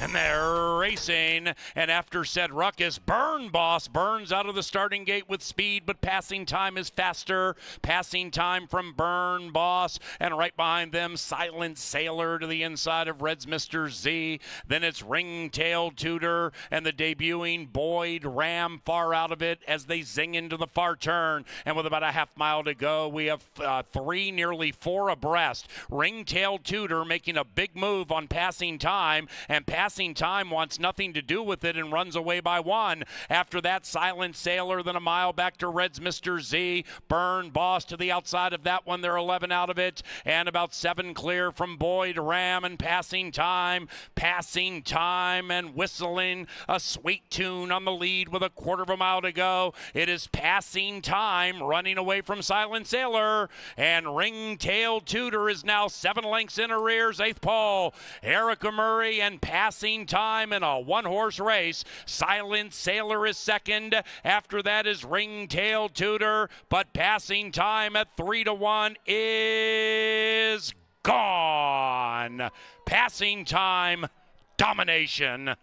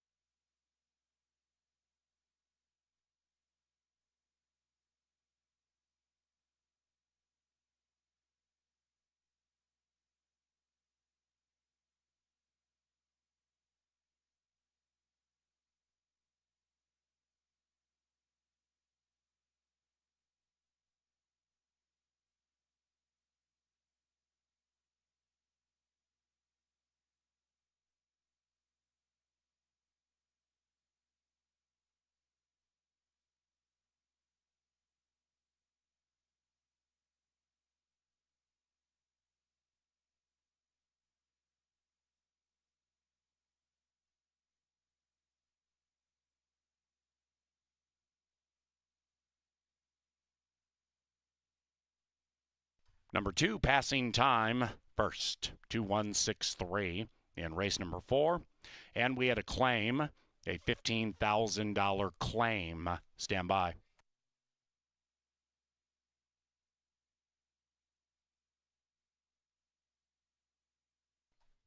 Ladies and gentlemen, number 4, Boyd Ram, was claimed for 15 grand. The new trainer, Tim Padilla. The new owner, David Hansen. 15K claim from race 4. Number 4, Boyd Ram, Padilla, Hansen.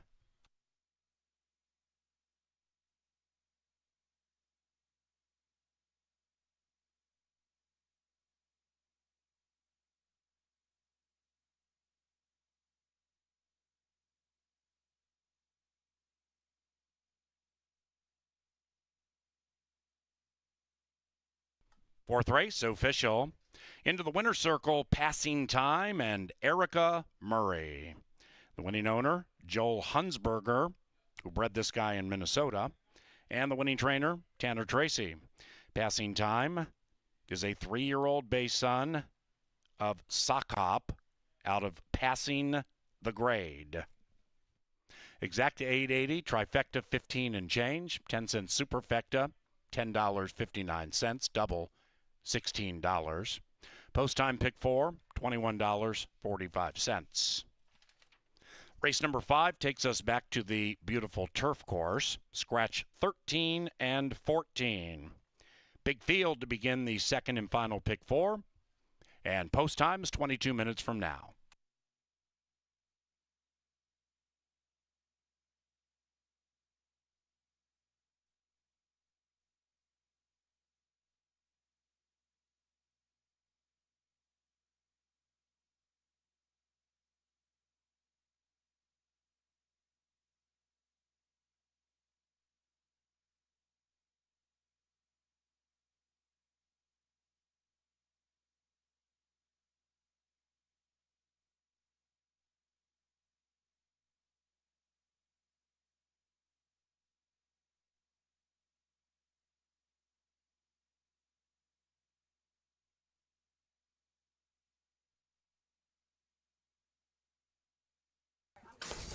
And they're racing, and after said ruckus, Burn Boss burns out of the starting gate with speed, but passing time is faster. Passing time from Burn Boss, and right behind them, Silent Sailor to the inside of Red's Mr. Z. Then it's Ringtail Tudor and the debuting Boyd Ram far out of it as they zing into the far turn. And with about a half mile to go, we have 3, nearly 4 abreast. Ringtail Tudor making a big move on passing time, and passing time wants nothing to do with it and runs away by 1. After that, Silent Sailor, then a mile back to Red's Mr. Z. Burn Boss to the outside of that one. They're 11 out of it, and about 7 clear from Boyd Ram. And passing time and whistling a sweet tune on the lead with a quarter of a mile to go. It is passing time running away from Silent Sailor, and Ringtail Tudor is now 7 lengths in arrears, 8th pole.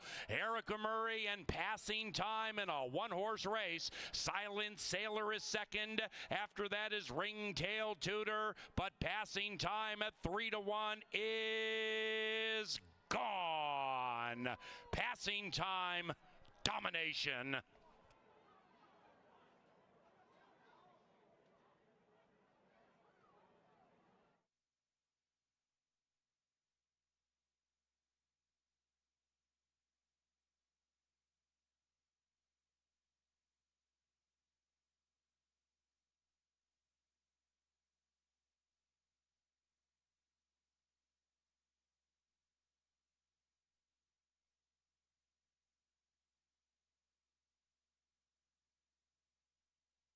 Ladies and gentlemen, a late scratch in the 5th being announced for the first time. Scratch number 11, Balimos. Number 11, Balimos, scratches from race number 5. Refunds for win, play, show, exacta, trifecta, and superfecta wagers, likewise for doubles beginning in race 5. In the pick 5, pick 3, or pick 4, if you had number 11, Balimos, you will receive the starting favorite. There also will be a consolation double from the winner of race 4, passing time, paid to number 11, Balimos.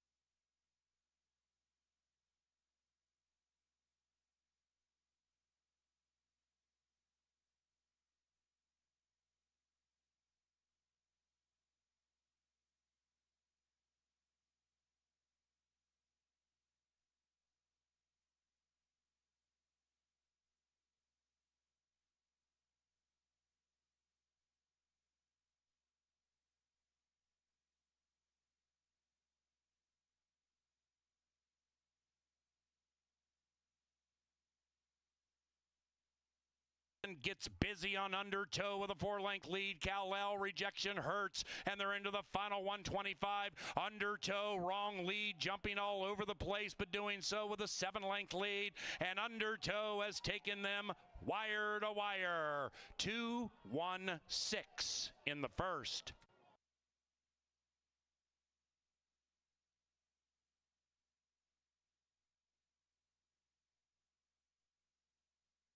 And Sundance Star into the final furlong. Birdie Be Gone, 2.5. Lyrical absolutely running her heart out. So is Brahms's Who running on fast. 75 to go. Birdie Be Gone is gone indeed.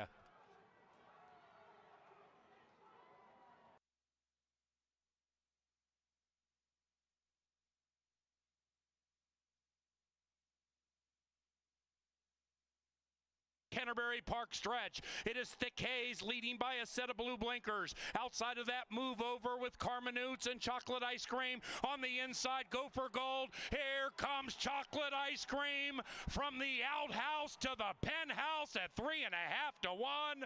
Jermaine Bridgemahan, well done.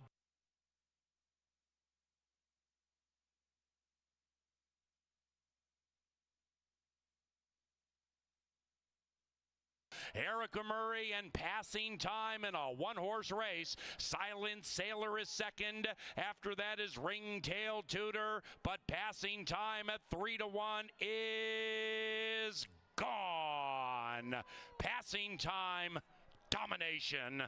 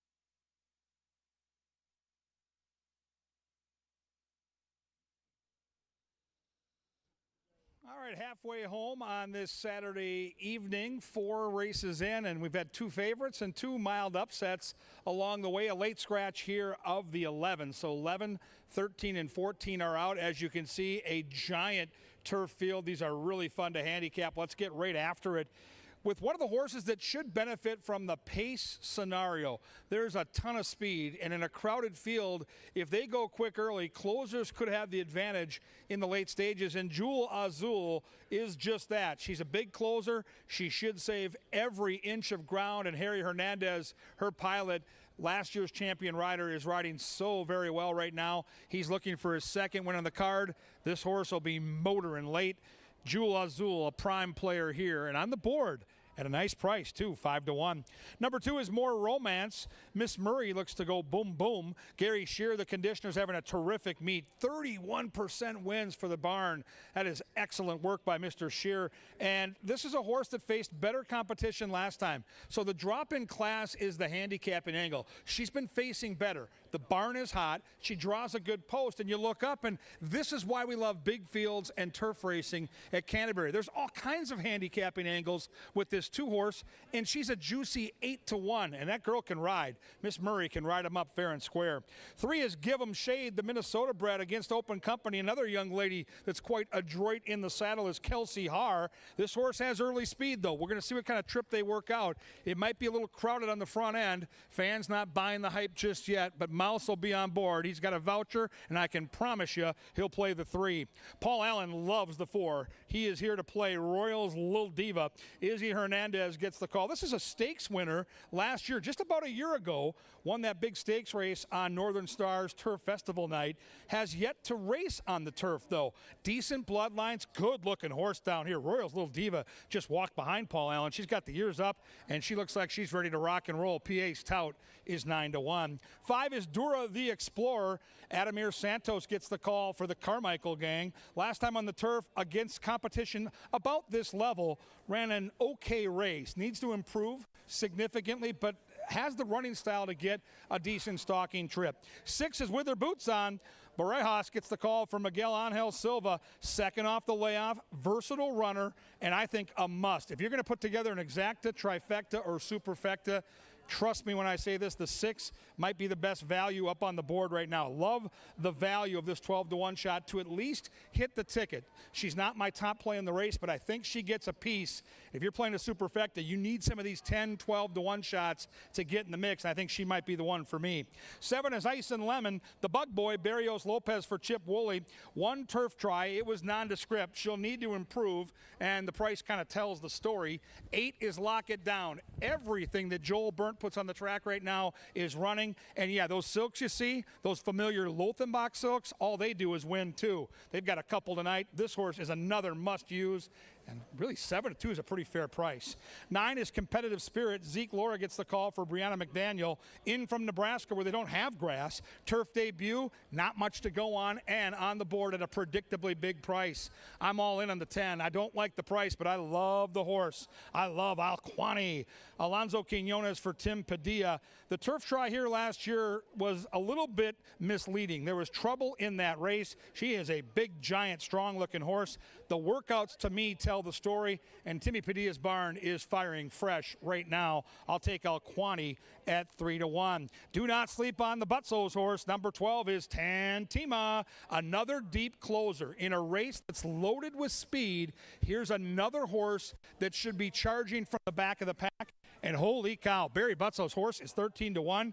That's another horse that I am absolutely putting in to my trifecta and superfecta. In my opinion, the best betting race on the card tonight. It's turf racing. It's a crowded field. It's fillies and mares, and they're ready to rock and roll. They head down the tunnel right now. We're soon to get the bugler. They'll be at the gate in about 8, and then they're going to get it on.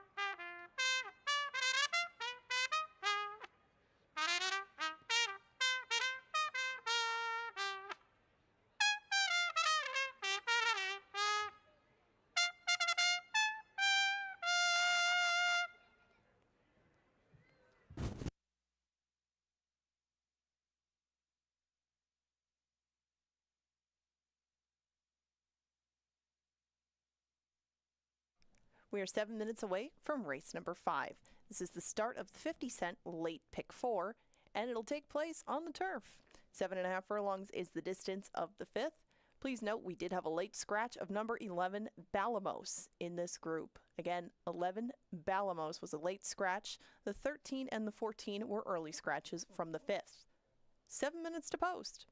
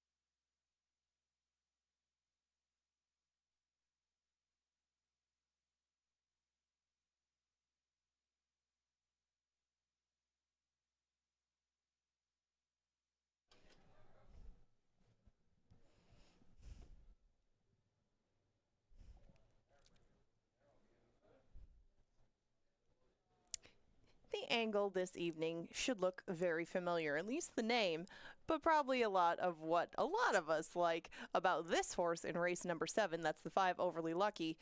Well, Kevin already told you. So we're going to take a look at Overly Lucky in his past performances, at least some of them from recent times, because there's a big layoff in the mix for Overly Lucky. You can see he took almost a complete 2 years off between 21 and 23. Now, the angle with Overly Lucky, at least for me, was his rider. Alonso Quinones is going to be aboard him today. You can see that he's had a great start to the meet, but particularly when he's teamed up with this horse, you can see the performances with them together. That's when Alonso rides him. That's how he runs. On the page, you see 3 wins, a second, a third, and a fourth. He just knows how to get the best out of Overly Lucky, and he made a very good comeback attempt on him on June 3rd. That was against similar sort of company. He was beaten by 4 lengths, and you'll notice a horse that's ahead of Overly Lucky. Of course, we did talk about him, and the horse that you can see that's making his way to the lead on the outside, that's Stagecoach Boys. We saw Stagecoach Boys come back on Wednesday and perform very well, nearly pulled off the stakes win. Overly Lucky to his outside. Well, like I said, this probably looks like deja vu because you've seen Overly Lucky make a charge at Stagecoach Boys, and even though he didn't get to him, there's no Stagecoach Boys in here. This sort of race would win the 7th, and we're definitely going to incorporate him on the late pick 4. I'm going to talk about that ticket. It'll probably intersect a little with Kevin's too, and that's coming up in a moment.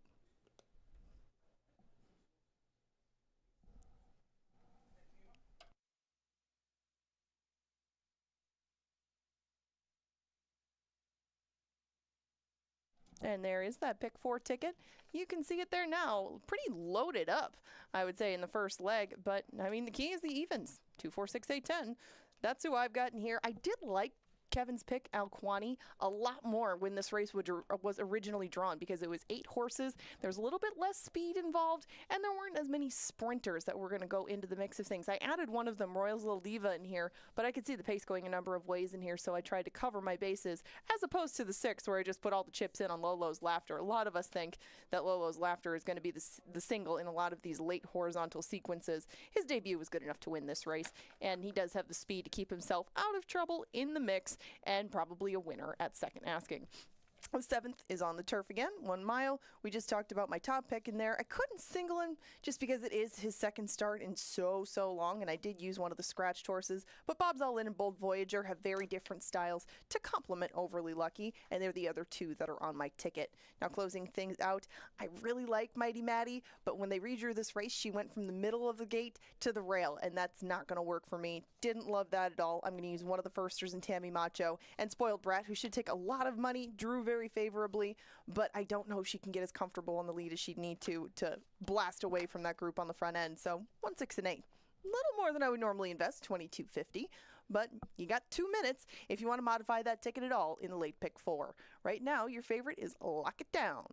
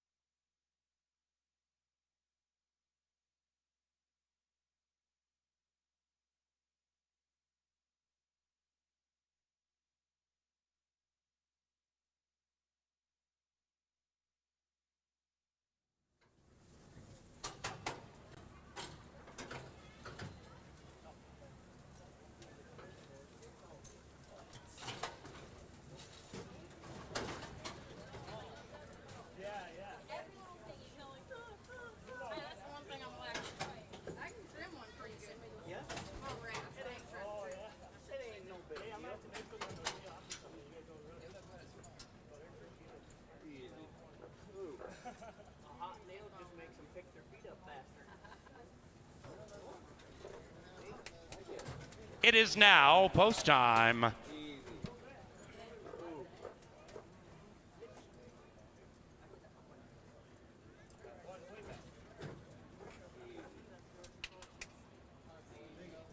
Last in, Tantima.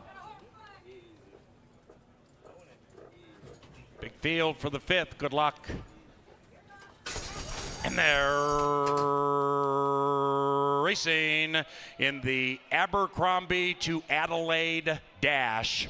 And going to the lead is Lock It Down, attempting to win 2 in a row. Royals Lil Diva at 7-1 has good speed and secures the inside. Now Royals Lil Diva in very tightly, just off the heels of Lock It Down, who now opens up by 3. Al Kwani, the big beautiful mare, rolls up into second, about 5 lengths clear from Dora the Explorer. That one's to the inside of Ice and Lemon, and the field is well strung out. Up top, Lock It Down still has a clear lead. Royals Lil Diva, 10 out of it after the trouble, to the inside of Jewel Azul. Then it's Give 'em Shade out in the clear, about 12 behind Lock It Down. Behind that is Tantima, and Tantima's now joined by With Her Boots On. They're on the move, 13 from the lead, and far clear from More Romance, and the one in last is Competitive Spirit, and they're off the far turn, and Lock It Down's trying to lock it down, leading it by 5 and just cruising along. Lock It Down with an ever widening lead right now.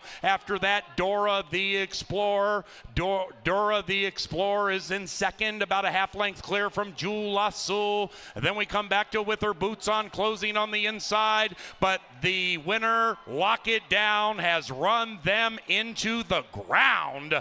And Lock It Down makes the 3-2 look like stealing. The win was by 8. With Her Boots On second, Jewel Azul ran third.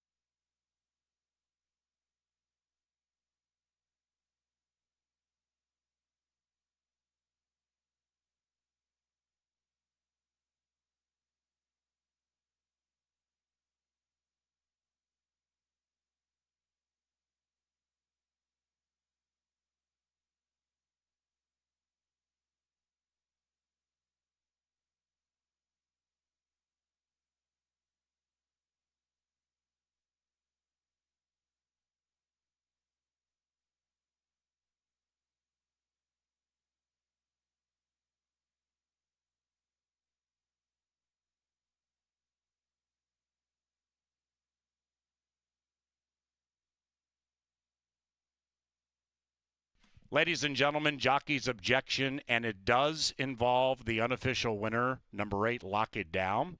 The rider of number 5, Dora the Explorer, Adamar Santos, is claiming foul against Lock It Down and Constantino Roman entering the first turn. So in the very early stages of the race, we have a jockey's claim of foul. Please hold all tickets. TV monitors or the big screen in the infield the ones in question would be 8 and 5. The 8 is on the lead.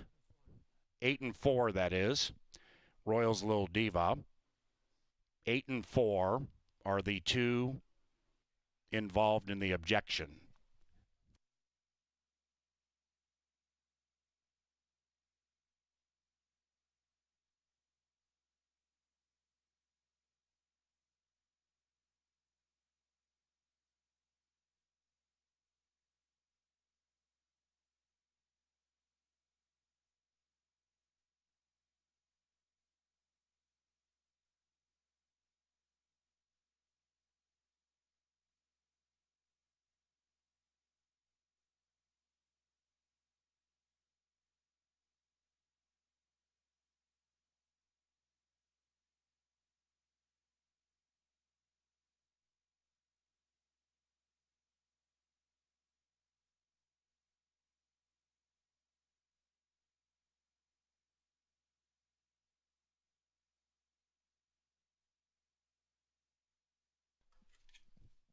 Once again, ladies and gentlemen, this is number 4, Royals Little Diva, with Izzy claiming foul against the winners, Lock It Down, and Constantino Roman.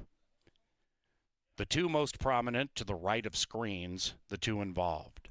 Stand by.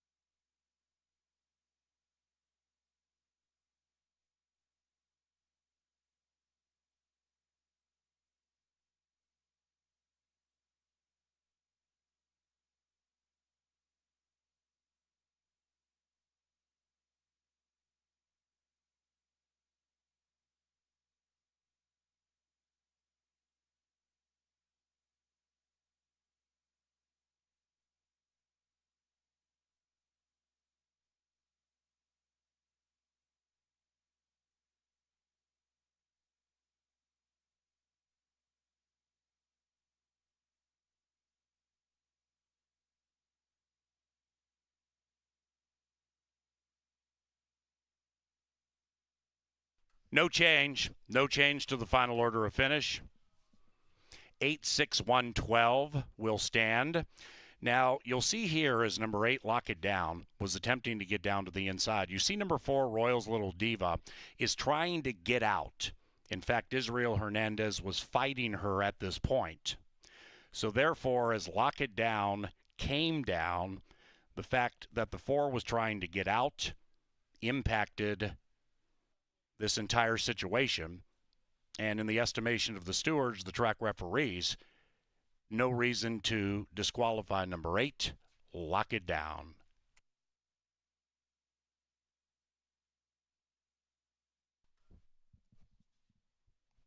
Into the winner's enclosure, Lock It Down and Constantino Roman. 3 victories tonight for Lothenbach Stables and trainer Joel Burnt. Lock It Down is a 4-year-old bay daughter of Mizzen Mast out of Mermaid Serra. This victorious Lock It Down, the 4-year-old filly, was bred in Minnesota by H. Allen Poindexter. $31.78 for the soup. The 2-8 double, $12. Pick 3, $54 and change. Exacta, $19.20. Trifecta, $35.35. That consolation double to the scratched 11 paid $3.30. Race number 6, 22 minutes from now. No scratches, no rider changes. And racing at Canterbury is provided in part by Pepsi, the official soft drink provider of this racetrack. We also thank Archkey Solutions, Atomic Data, Choice Electric, and Culver's. And race number 6 is courtesy of the Minnesota Lottery.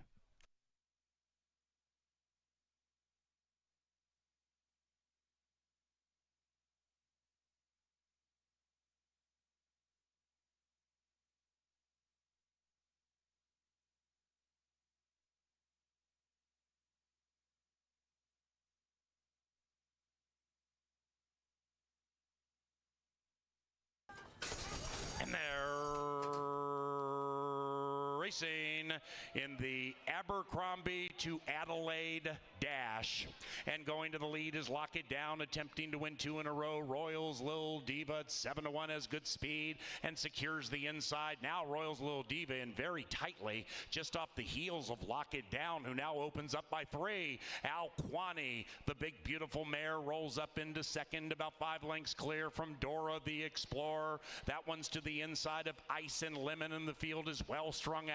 Up top, Lock It Down still has a clear lead. Royals Lil Diva, 10 out of it after the trouble, to the inside of Jewel Azul. Then it's Give 'em Shade out in the clear, about 12 behind Lock It Down. Behind that is Tantima, and Tantima's now joined by With Her Boots On. They're on the move, 13 from the lead, and far clear from More Romance, and the one in last is Competitive Spirit, and they're off the far turn, and Lock It Down's trying to lock it down, leading it by 5 and just cruising along. Lock It Down with an ever-widening lead right now. After that, Dora the Explorer. Dora the Explorer is in second, about a half length clear from Jewel Azul. Then we come back to With Her Boots On, closing on the inside, but the winner, Lock It Down, has run them into the ground, and Lock It Down makes the 3-2 look like stealing.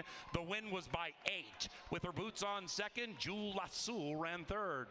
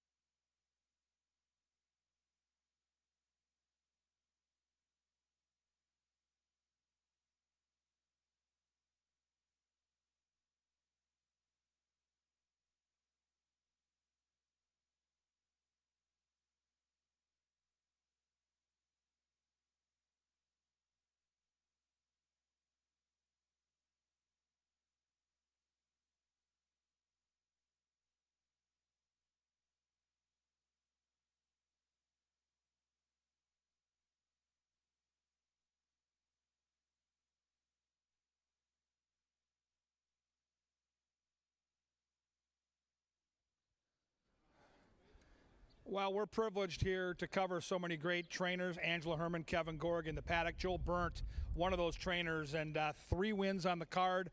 Odds on here. When a trainer or a barn gets hot, Ange, from a handicapping angle, how do we handle this? Because right now it feels like every horse that Joel Burnt puts on the track wins. And one of the races tonight, he had 2 horses, and they ran 1, 2. I know, and Lock It Down, I mean, made a field that looked very wide open and competitive look very much second, third, and fourth, and on best to her. I mean, just drew away from that bunch. But they do strike early in the meet. I mean, if they're ready to roll, they bring those horses up from other meets, and they fire in the beginning part of June. There are other barns that maybe come from further away or have longer layoffs to deal with that heat up as the meet goes on. But year in and year out, they have been forces right from the get-go. Well, let's handicap this one together. Mr. Burnt has a couple of horses for Lothenbach here, both the 4 and the 5. But let's talk about the 2 horse, and that horse will be on the screen soon. We both have this horse in our top 3. I have it 3rd. You have it 2nd. It's a first-time starter. It's a trainer in Cody Rosine that we certainly trust. And the workouts tell me the horse probably has a little speed. It would appear that way, and Harleasy did take quite a while to get to the races, but has put some quick works up to get ready for this debut. Now, he is 3, gets a little bit of weight off, passed a spot at Prairie Meadows for this one instead. You get 5 to 1. There is a little bit of money going this way. Harleasy's only sibling to race thus far is 0 for 11. There were some good performances along the way, but not a whole bunch to go from the dam side as far as he goes. One of the horses that I didn't pick, but I am worried about, is the 3. Now, I don't know if the 3 is going to win today. The horse is 0 for 22, but I do know this, Angela. At 6.5 furlongs, especially in a maiden race, that last extra furlong seems to be generous for horses that can come from off the pace. And this horse has proven already that he doesn't like to win, but he loves to nibble. So if you're putting together a trifecta, I think this 3 makes some sense. That's fair if there was more pace into this group or if it was a bigger group. Now, we do see Prince of Earl come by. He gets a lot of pieces, and he can do a number of different things. I might want even more ground than 6.5 furlongs for him, though. And Prince of Earl has handled much further than that successfully in the past. And there is a bunch of speed here. I suppose if the firster doesn't show any speed, if Harleasy doesn't show any speed, and Lolo's Laughter shows his typical speed, I guess where do you go in order to keep Lolo's Laughter honest on the front end? Well, I think the 5 is going to be really tough. And we talked about the trainer doing so well right now. I thought the outside horse was at least a little interesting. When Golden Bandit came back to win a couple nights ago on that big Turf Festival night, it caught my eye. And this horse has shown speed on the main track. And that outside post at 6.5 furlongs, I think, is going to allow for a very favorable trip for Mongolian Apple. Now, this horse is going to need to run a career best to beat the 5. But if you're betting the 5, and I get it, the horse looks like he should win the race. I still think a 5-6, 6-5 box might be the way to go for me because 7-1 on the 6 seems a little outrageous. I would agree with that. I don't think that you'll get 7-1 on Mongolian Apple, but if you do, Mongolian Apple is definitely the one that you're going to want to include in some of the plays. You don't have too many of them, but yes, you would definitely want to use him at 7-1. I'll say this, that 2 horse looks really good down here. For a first-time starter that's never done this, never raced, great composure, good muscle on that horse. That's the X factor for me. I'm with you, Ange. That 2 horse, super sneaky at 9-2. When we say maiden race, that means none of these horses have won yet. So someone is going to get their very first win of their career. You can watch and wager and be a part of that history right now. And don't forget, come back to Canterbury, bring family, bring work friends, put your group on track. There's no better place to entertain than Canterbury Park. Head to CanterburyPark.com. You'll get discounts on tickets, some cool deals on food, and you'll be a rock star either in your house or at your office. CanterburyPark.com. Put your group on track. Right now, we look to put the horses on the track, and they look to battle. At 6.5 furlongs, it's race 6. For Angela Herman, I'm Kevin Gorg. We wish you the best of luck.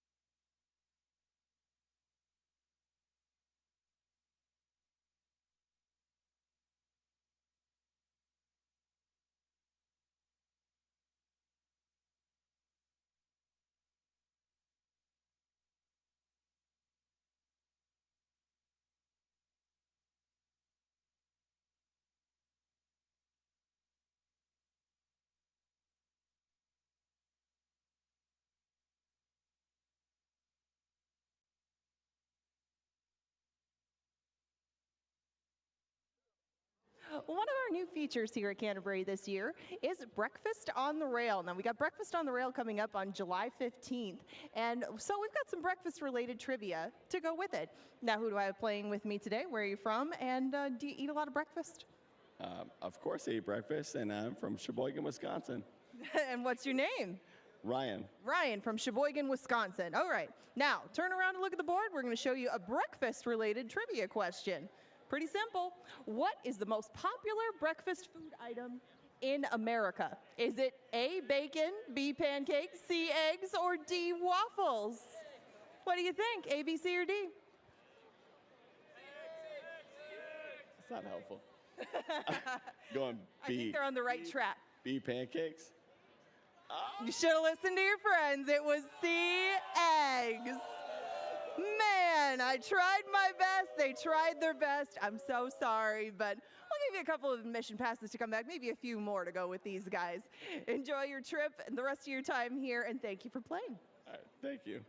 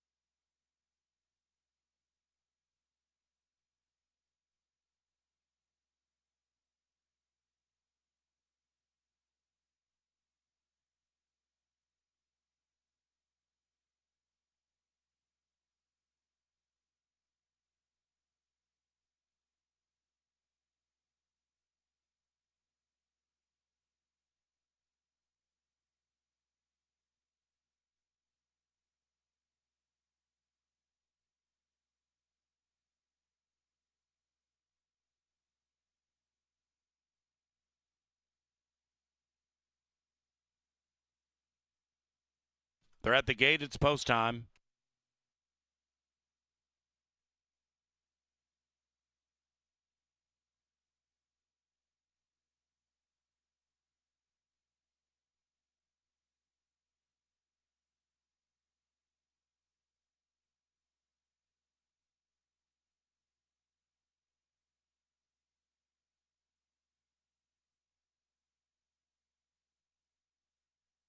Moving in. PR, Call Me Maybe. Red Sense. Harleasy.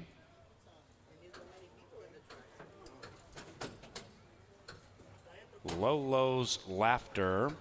the favored Floridian. Two back, one out.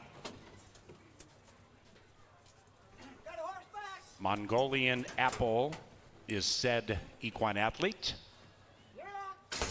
And they're racing.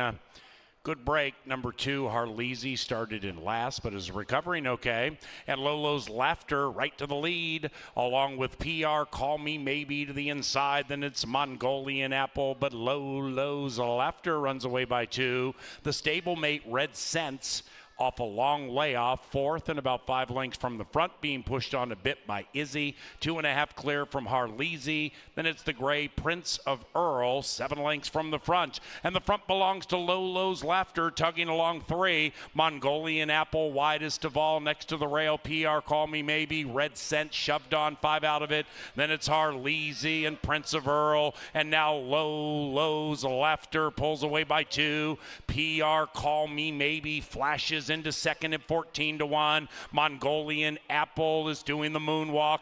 After that, Red Sense. Then it's Harleasy and Prince of Earl on the outside. And Lolo's Laughter as company. The favorite leads it by 1. PR Call Me Maybe trying to pull an upset. Mongolian Apple attempting to re-engage. Lolo's Laughter too good. And Lolo's Laughter wins it with a whinny.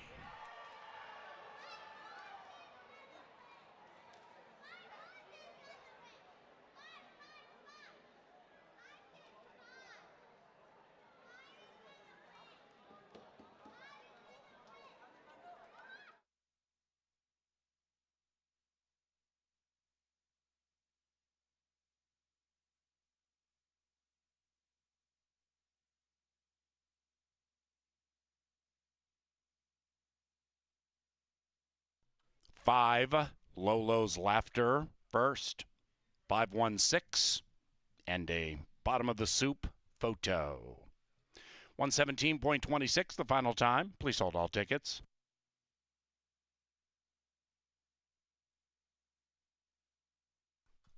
Canterbury Park would like to thank Quick Trip and QuickTrip.com. They provide us with our July 3rd fireworks spectacular. And on July 3rd, by the way, we begin at 4 o'clock. We also thank Dick Sanitation, Gallagher, and Greystone Construction.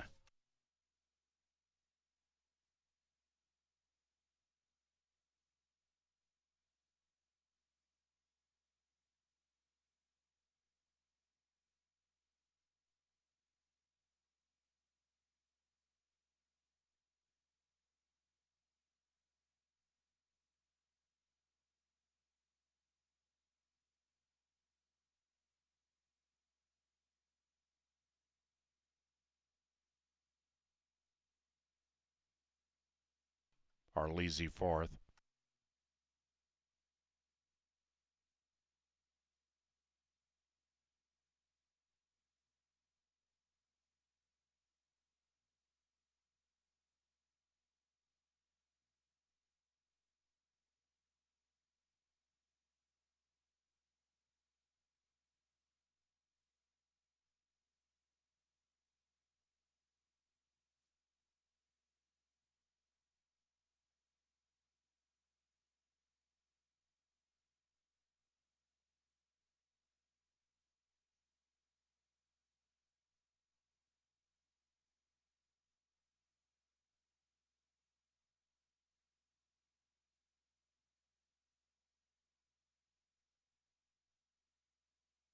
Sixth official, trifecta $30.70.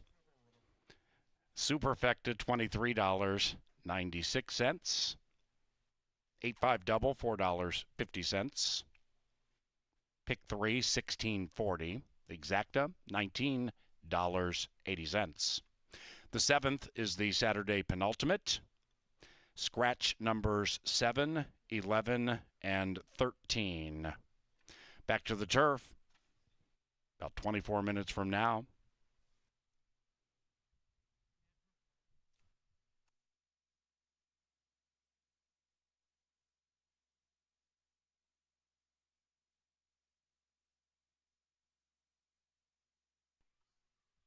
Robert Lothenbach to the winner's circle, please. Robert Lothenbach to the winner's circle.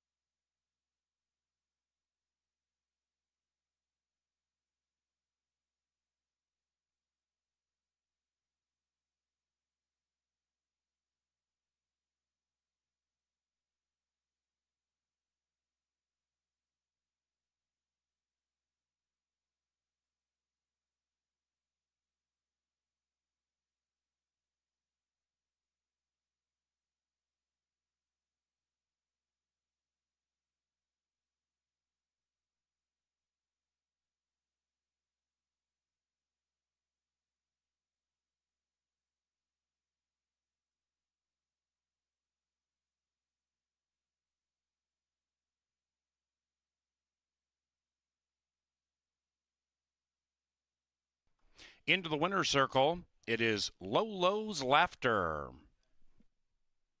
That is 3 victories for jockey Constantino Roman, 4 for trainer Joel Burnt, and 4 for owner Bob Lothenbach and Lothenbach Stables. Right next to the winning owner, we would like to welcome a representative from Fleet Farm joining us in Fleet Farm adorned orange clothing. A potential sponsor, Fleet Farm, joining us this evening, the model, Mark Irving.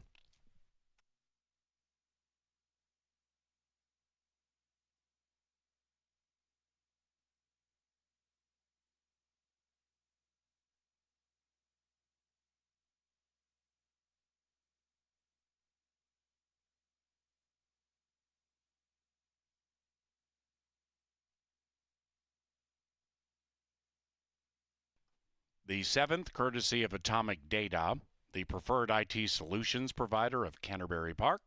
And we also thank JTR Roofing, Think Minnesota Realty, and Turtles Bar and Grill.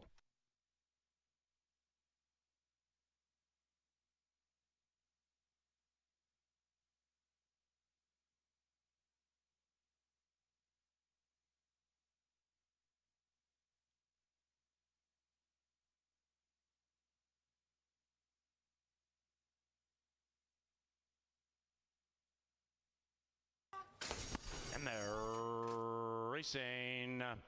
Good break. Number 2, Harleasy, started in last, but is recovering okay.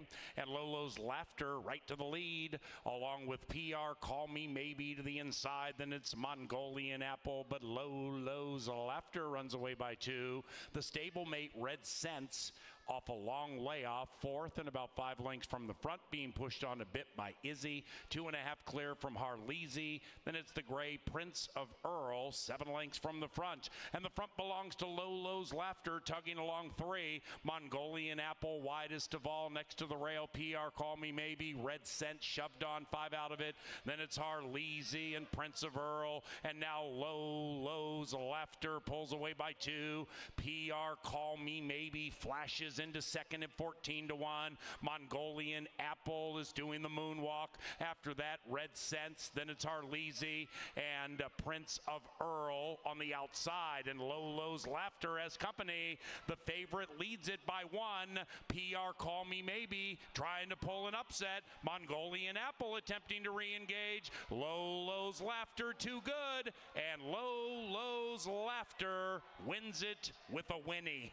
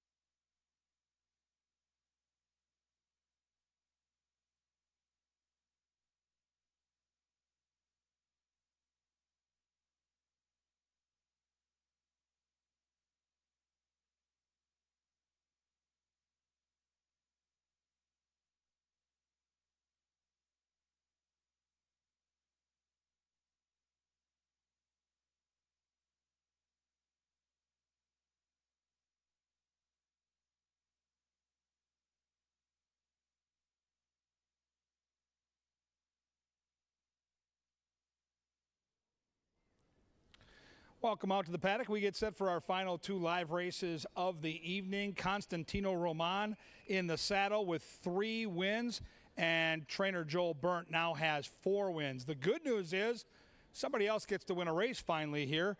Jock doesn't have a mount, trainer doesn't have a horse in here, and we have a wonderful betting opportunity. Look at the board right now. Lowest odds around 3-1. So if this is a race where you want to bet small and win big, all you got to do is figure out the exacta try or super, because they have to pay here. There's no odds on favorite. Let's handicap it and start on the inside with Skippy Strike. Skippy Strike's a horse that used to flash a lot of speed and has developed into a nice closer. Hasn't raced since about a year ago. The workouts are good. The post is perfect. And the handicapping angle starts with the jockey, Jermaine Bridgemahan. An excellent, excellent turf rider. There's lots of speed signed on. This is a closer that should be rolling late at a price. If you're going to play the exotics, might be one to consider. 2 is very quick out of the gate. It's Bold Voyager. How about last time out at 12-1? Took them all the way on the front end. Trainer is Esteban Martinez. The horse is red hot right now. Just razor sharp. Looks good down here on the muscle in the paddock. Gorgeous. Gorgeous looking gray is Bold Voyager, one of the horses to catch at a square 4-1. 3 is Coastal Waters, Carlo Lopez for Valerie Lunn. You look at the numbers inside daily racing form, and the 0-for-14 on the Canterbury turf seems like a negative, and it is on the win end, but 7-for-14 inside the trifecta. This is a horse that can sit off the pace and get a piece at a price. Right now, that price is double digits. Moving on to the 4 horse, another horse at double digits. This is the speedy Papa Rizzo. Zeke Laura fits this horse like a glove. 9 starts on the Canterbury turf. Get this, 8 for 9 in the trifecta. I don't know if the pace scenario fits, but clearly this horse loves this turf course and should be prominent, which means he'll avoid traffic. 5 is my pick in the race, and boy, is this horse getting bet. Overly Lucky, hadn't been seen in a while, came back to run 3rd behind Stagecoach Boys. 6 for 9 in the top 3 on the Canterbury turf. I think he gets a great trip. I think the speed goes out. I think he sits mid-pack, and I think he can pounce. I do not like 9-5. I'll need at least 3-1 to make a win bet, but for me, he'll be all over my tries and supers. 6 is Devoted to You, Harry Hernandez. Uh-oh, here comes Harry. He's got speed for the Silva gang. He's got a good-looking horse in the paddock and a good price, too. You don't see Harry go off at near 5-1 very often. That's a very cool horse to use in your exotic wagers. Next in line is the 8 War Chest, big closer for Miguel Angel Silva. Never sleep on that barn. They bring in prices year in and year out at this racetrack. Should get a good pace setup, a little rambunctious here in the paddock, but look for that horse to make a late impression. 9 North Cut, lots of speed here for Jose Silva. Owns a win on this turf course. Will try to use that speed to overcome a very pesky post draw towards the outside. And a couple horses on the outside, I'm intrigued by both. Bob's All In with the Bug Boy aboard is a horse that always shows up. In his career, 41 for 89 in the top 3. This is a horse that'll be rolling late, and he will be in my tries and supers, as will the outside horse, Mark and Greeley. Izzy Hernandez for Tony Rengsdorf. This horse loves the turf. Now, from that post, he'll drop off the pace, and he'll let the speed do its thing. Not sure he can win from out there, but I do think he can finish in the top 4 at a price. He'll be in my tries and superfectas as well. Cool turf race. We got a great contest coming up in the winner's circle. It's grass racing, it's fun and games, and it's right out here at beautiful Canterbury Park.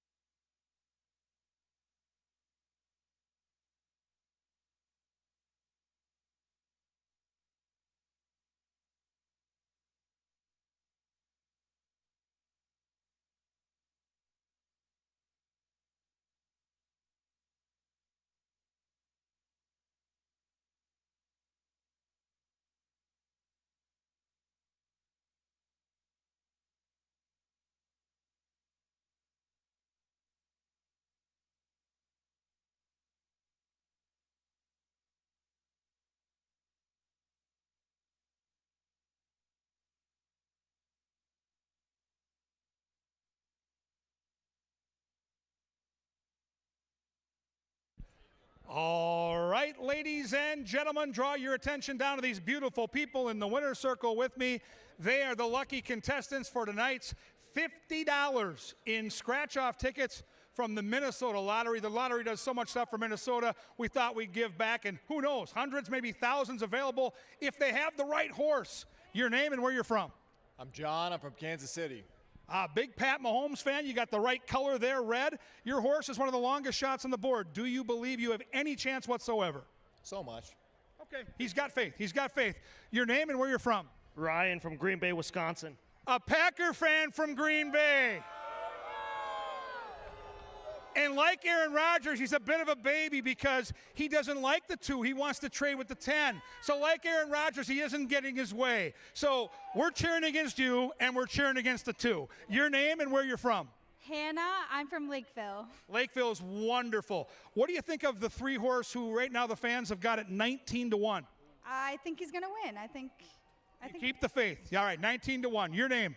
Mark, and I'm from Lakeville as well. Hey, all right. Okay, the 4-horse, unlike the 2, has a chance to win. It's got a lot of early speed. When your horse gets the lead, do you get nervous that it's going to quit, or you just buy the hype? Oh, buy the hype. Yep, right. They're going all the way. All right, maybe $50 in scratch-offs for you. You were just boasting that you have the betting favorite. Your name and where you're from. Kyle from Brooklyn Park. So if the Packer fan wanted to trade you 2 for the 5, how much are you going to charge him? I mean, $50 scratch-off ticket. I'll take 25. 25 cash if little Aaron Rodgers over here doesn't want his 2 and wants to trade. We'll see if they work that out before the horses leave the gate. Kip is down here to make sure there's no funny business. Your name and where you're from. Chelsea from South Dakota. We like South Dakota. There's no Packer fans in South Dakota. Good luck with your 6. Right now, people are betting your horse. Devoted to you. I'm devoted. I got this. You've got this. She has confidence. Your name and where you're from. Sarah from St. Peter. Sarah from St. Peter, the home of the Gustavus Gusties. Oh, goody. What do you think of your horse's chances?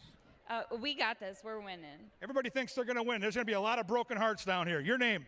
Kimby from Lonsdale. All right, Kimby. You've got the 9-horse here who right now is the longest shot on the board. Is that depressing or what? A little bit. Yeah, it is a little bit. Maybe the guy with the 2 will trade you because he doesn't look too smart. Your name? Nate from Lonsdale. Nate from Lonsdale. This is the number that the guy down there wants to trade the 2 for, and you're not trading because you think you can win. Absolutely, 100% guaranteed. Now, I just got done talking about the 12. I think it might be the best value on the board. Horse has no early speed, but can charge late. Your name and where you're from, and what do you think of the 12? Tyler from Dayton. I got no shot. He's got no shot. I love it. Brutal honesty. All right, anybody but the 2, and we go home happy. $50 from the Minnesota State Lottery. Watch them make fools of themselves if they watch the race, and cash a ticket with your favorite contestant. They'll be at the gate in just 2 minutes.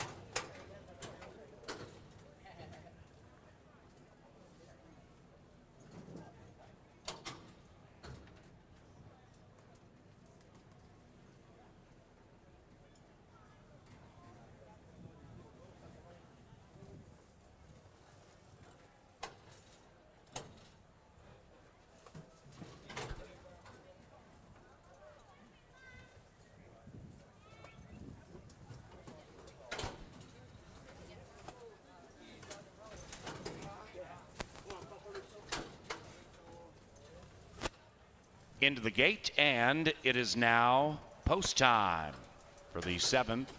It is the Saturday penultimate. Big field for our final turf race this Saturday. And they're racing. Fast beginning for Papa Rizzo off the layup. Bold Voyager attempting to win 4 in a row. That one at 9-2 grabs the lead with 1 lap to go. Then we come to North Cut, the long shot sharp early. After that, Devoted to You, about 5-6 lengths from a fast early pace. About 3.5, maybe 4 behind that to Skippy Strike. And Skippy is a length clear from Coastal Waters. And Coastal Waters now has been passed by Bob's All In, the 8-year-olds on the move. And tracking that one on the outside, Overly Lucky, beginning to advance, 13 from the front. Then we come to Mark and Greeley, and the one in last is War Chest. Well strung out Cast heads up the Canterbury Park barn side, and they're chasing Zeke Laura and Papa Rizzo. The 8-year-old is spry tonight, leading it by 1. Bold Voyager now relegated to second, about 1.5 lengths clear from North Cut to the outside of Devoted to You.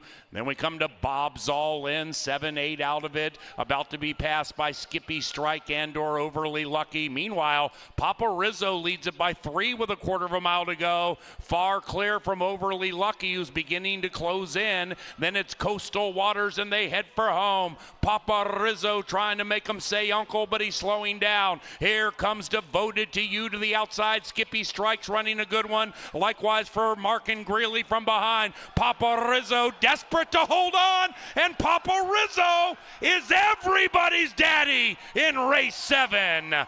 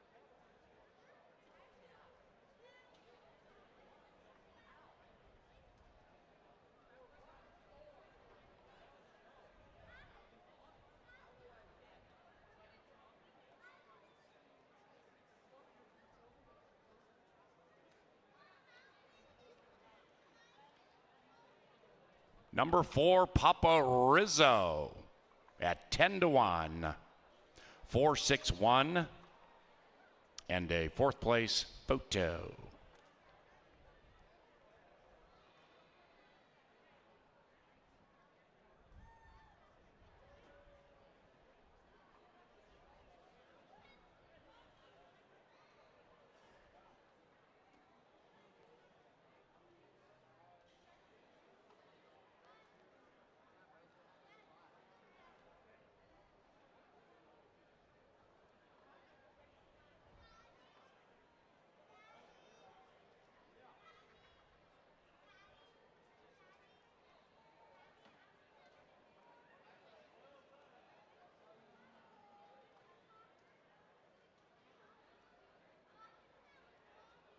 Bob's All In 4th.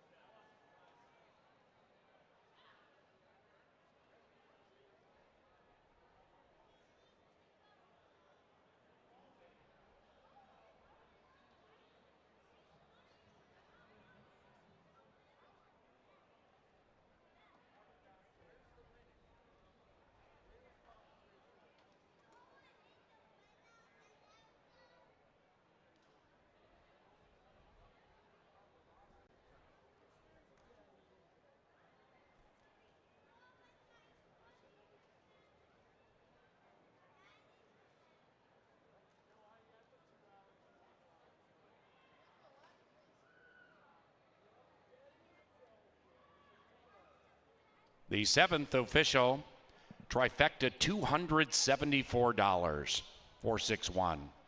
The 10-cent superfecta, $345.26. Double, $34.50. And the 4-6 exacta, $46.20. The 8th is our final live race. We have no scratches. We have no rider changes. The 8th race is provided by Continental Diamond and ContinentalDiamond.com.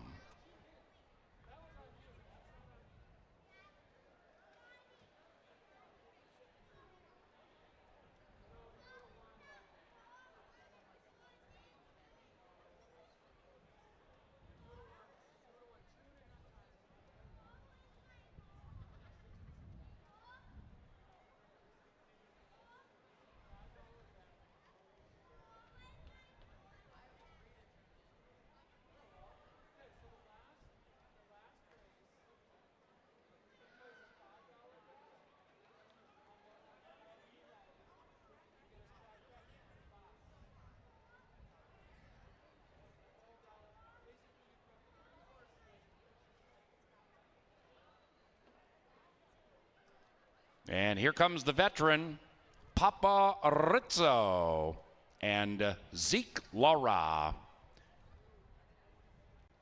Papa Rizzo is owned by Jimmy D. Roberts and the winning trainer, Joe Blair Roberts. Behold, Papa Rizzo.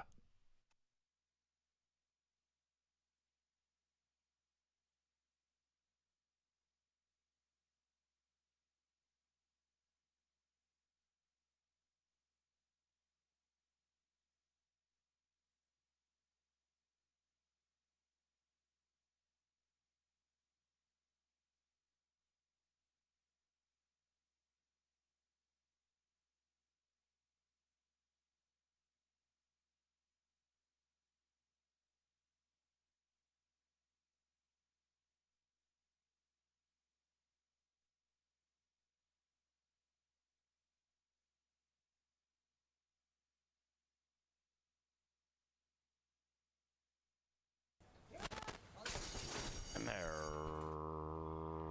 racing.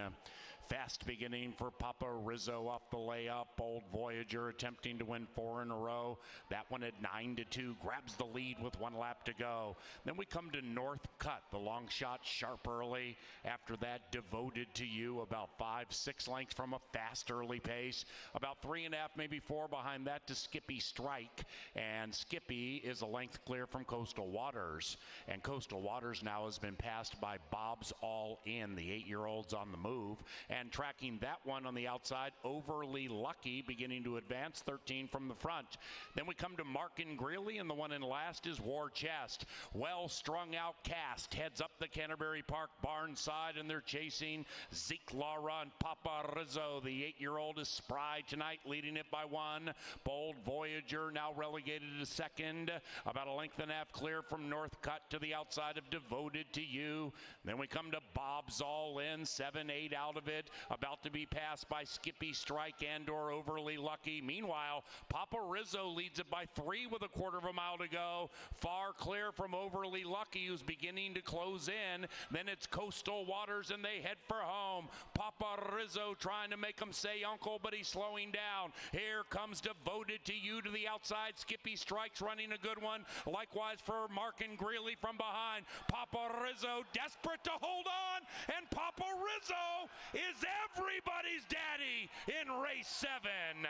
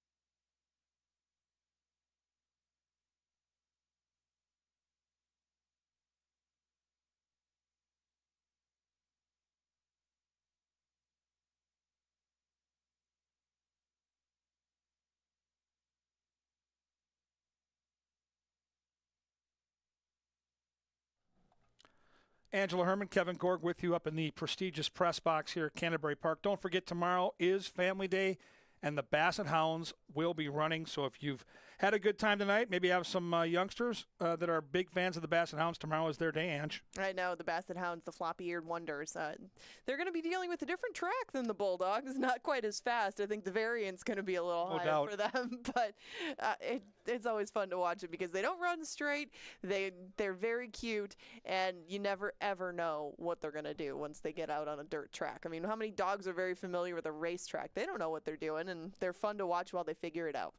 Yeah, it'd be 1 o'clock tomorrow. Make plans to join us for that. We just had a big upset in the late pick 5 and late pick 4. If you're alive now, the payoffs, even with some favorites in the mix here, are going to be pretty generous. And, Papa Rizzo was a horse I've always really, really enjoyed, and I've picked him a lot. I think I hit him a couple times last year. I just didn't see him getting loose. I saw so much early speed in that race, but I did too. When Zeke Laura made that move on the far turn, everybody was in trouble. Right, and if you let Papa Rizzo loose, it doesn't matter if he's in a 40-horse field. If you let him get comfortable, good luck running him down. We got a handful of horses here like that, and they make a good living on the Canterbury turf course because it's usually kind to their ilk. So once they get going in there and they get that kind of trip, good luck. It doesn't matter what odds they are. They're very hard horses to toss out. And then when you watch them run 7th the next time, they frustrate you even more. Yeah, let's see if we can help the fans, though, leave without any frustration by picking a winner here in the last. And when I was handicapping the race, I was torn between the 1 and the 8, and I settled in lukewarm fashion on the 8. I just didn't love the inside post in a race like this where horses are inexperienced. But why are you on the 1? Because I know you've got a strong opinion here. Well, it's funny because this was a race I was brought back from the 14th. This was the 7th race on the day. We always write down our picks. We had made them. You and Paul both had Spoiled Brat that day. Paul has joined Mighty Maddie with me. You stuck with Spoiled Brat. Maybe it's because of what we talked about that day. And really how well Maddie ran in defeat. I mean, she's run at Gulfstream, she's run at Tampa, and some of those fields are just miles saltier than this group. And that's mainly the yardstick that I was using with Mighty Maddie, not her as an individual, because it's hard to gauge what she does against Open Company and what she's going to do against state-bred claimers, but it's just who she's run against, and she's shown speed against them. That's good enough for me. Hate the rail draw because she was the 4-horse when they had this race previously drawn. Now she gets the rail, but there's nothing I can do about that. Yeah, I just think the 8's going to get such a good trip. I mean, she's got the natural speed. She's second off a layoff. And if she pops that gate like she did last time, I mean, they went 22 flat. That is really fast. And this isn't a huge drop in class, Angela, but it's a significant enough drop in terms of pace. When you go from state bred 15 down to state bred 75, I think she has the front to herself. The key will be, can the 1 overcome what is a very tricky post? I know. I mean, she hasn't shown blitzing sort of sprint speed, and that's going to be a problem against Spoiled Brat. But Mighty Maddie, I think, will appreciate this break that she gets. And I don't know how much other speed is really in here. I mean, you have horses that can last for a couple furlongs, but will they last? That's a big question. And you also have the first timer in Tammy Macho, who's 4-1, has been taking a touch of money. And the other interesting note about that redraw is the jockeys are flopped on the 2 MAC runners. They were on the different runners in the previous one. Now, Tammy Macho is going to debut with Gallardo aboard. Reyes was on the 14th. I mean, she's out of a grade 3 winner, grade 2 placed mare. She's by a 12% first-time starting sire who won the Breeders' Cup Juvenile. Why the heck is Tammy Macho 3.5 years old before she makes it to the races? I guess that's why I didn't pick her. Well, and the other thing for me, too, is, Mac Robertson is such a sharp horseman. Why is she in for 7,500? I don't mind at some point when a horse like this ends up at 7,500, but off the workouts, at least give her a chance, maybe in a special weight race, just to see what you've got. And, then you've got the 3-horse from Mac's barn, and Reyes has won for Mac already this year. Similar class trap. So let's just say Spoiled Brat doesn't fire her A game. We've got second-time Lasix. We've got the blinkers going on. And she, too, was a part of that pace that was 22 flat. She's come back with a nice breeze. I think the 3 is an interesting upsetter here. That's fair. But I didn't love the race that she came out of last year, that one where she ran 3rd. Now, that was 4.5 furlongs. I get it. She got smashed from behind at the start of that race, so maybe she had more speed to offer that day. But she kind of hung in the stretch. She just stayed in the same spot, and she really backed up last time. That's the only reason I lean the other way of the Mac Robertsons. But like you mentioned, she's down at the bottom. They're telling you that not all that talent has trickled down, but it might not have needed to make an impact against this group. So I had to use her. Couldn't use her on top, and usually Max Firsters take plenty of money. I wouldn't be surprised if this filly dipped even lower on the board. And we saw Mac Robertson and Lindy Wade team up for a nice win in a turf sprint last weekend. This outside horse also intrigues me because that outside post with a speed ball to her inside, I think is going to give Gloriously Wicked a pretty fair setup, and I thought she made a nice impression here in the paddock. She did make a good impression in the paddock, and the outside draw is definitely going to help her. A little less distance may not hurt the cause. Usually you wouldn't say that with a horse who has done what she's done, but Gloriously Wicked might appreciate staying close and remaining in the race throughout at 5 rather than 5.5. I just still think that maybe a smaller group and maybe with a few more races under her belt, Gloriously Wicked is going to be more involved in my plays. Sounds like a good plan to me. It's going to be an exciting race. It's Minnesota-bred maiden claimers. They're going a distance of 5 furlongs. We're back tomorrow at 1 o'clock for that Pepsi Family Day with the Basset Hounds, but you can stick around all night. We've got races to simulcast from across the world up on the 3rd level. We've also got a glorious casino on the main level, blackjack, poker, all your favorite games, pie gow, air-conditioned food and beverage service. Yeah, the right employee of the month at is your there. table. It's going to be awesome. The night is in diapers, as Jeff Madej says. It's only race number 8, but you've got a lot of fun in front of you right out here at beautiful Canterbury Park.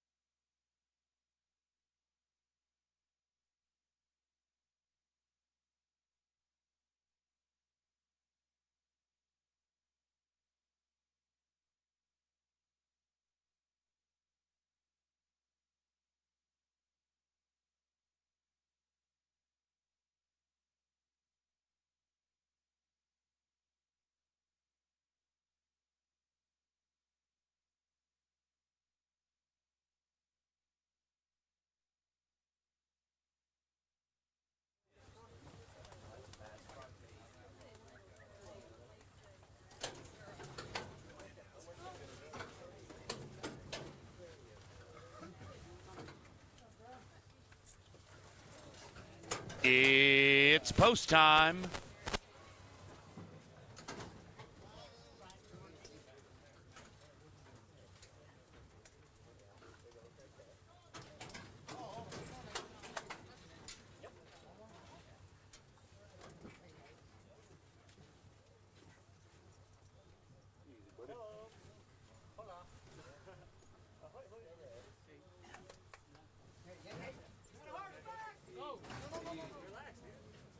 Ready to go 5/8.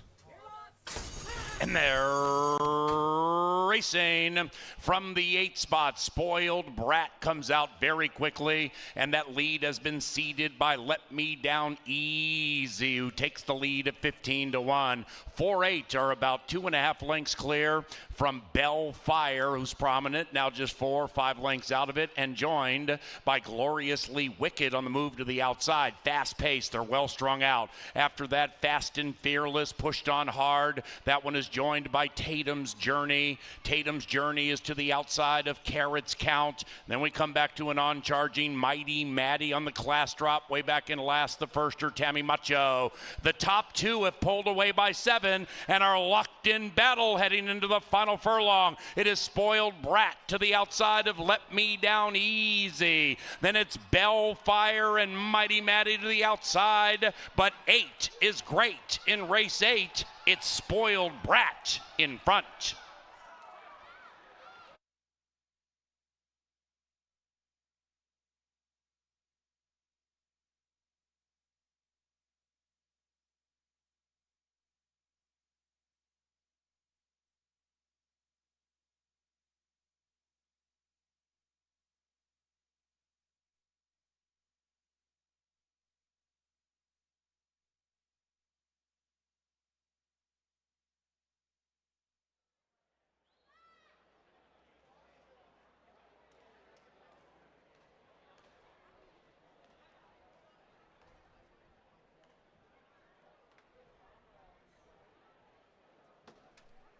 Number 8, Spoiled Brat, ran first. 4, Let Me Down Easy for Tailored for Gold. Had to settle for the silver.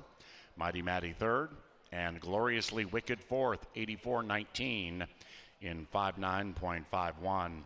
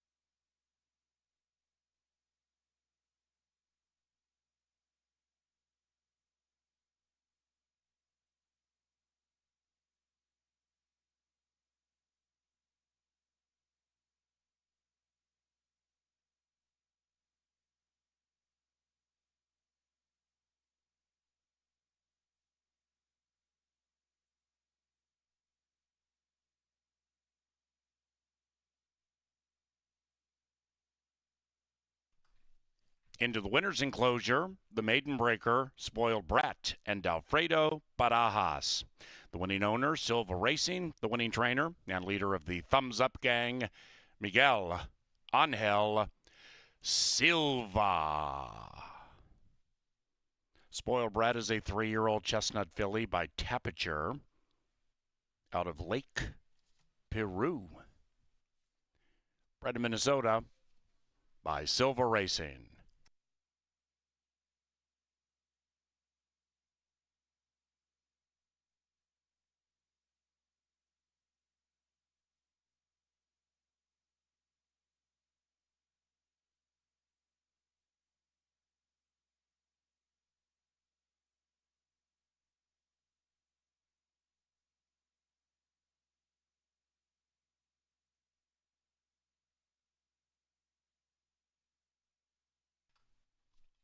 And the 8th is official.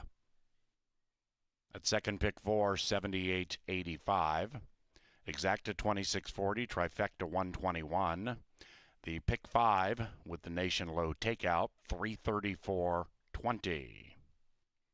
Superfecta $70.80. Final double $30.40. Final pick 3 57.40. Stop by the casino at Canterbury Park before you leave. Maybe play some blackjack or Texas Hold'em. We race Basset Hounds tomorrow at Canterbury Park. And it's also Family Day with pony rides and much more for the kids. We start at 1 o'clock. CanterburyPark.com for all the information. For those of us here in the Dark Star press box, and also with our impeccable television crew, and for Canterbury Park's management team, thank you very much for joining us. And if you're leaving the racetrack, please drive safely.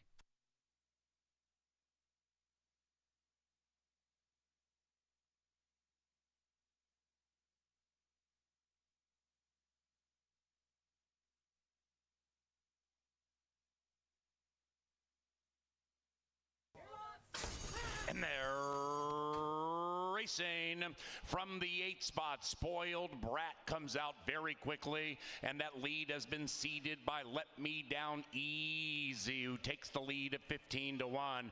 4-8 are about 2.5 lengths clear from Bellfire, who's prominent, now just 4 or 5 lengths out of it, and joined by Gloriously Wicked on the move to the outside. Fast pace, they're well strung out. After that, Fast and Fearless pushed on hard. That one is joined by Tatum's Journey. Tatum's Journey is to the outside of Carrot's Count. Then we come back to an on-charging Mighty Maddie on the class drop. Way back in last, the firster, Tammy Macho. The top 2 have pulled away by 7 and are locked in battle heading into the final furlong. It is Spoiled Brat to the outside of Let Me Down Easy. Then it's Bellfire and Mighty Maddie to the outside. But 8 is great in race 8. It's Spoiled Brat in front.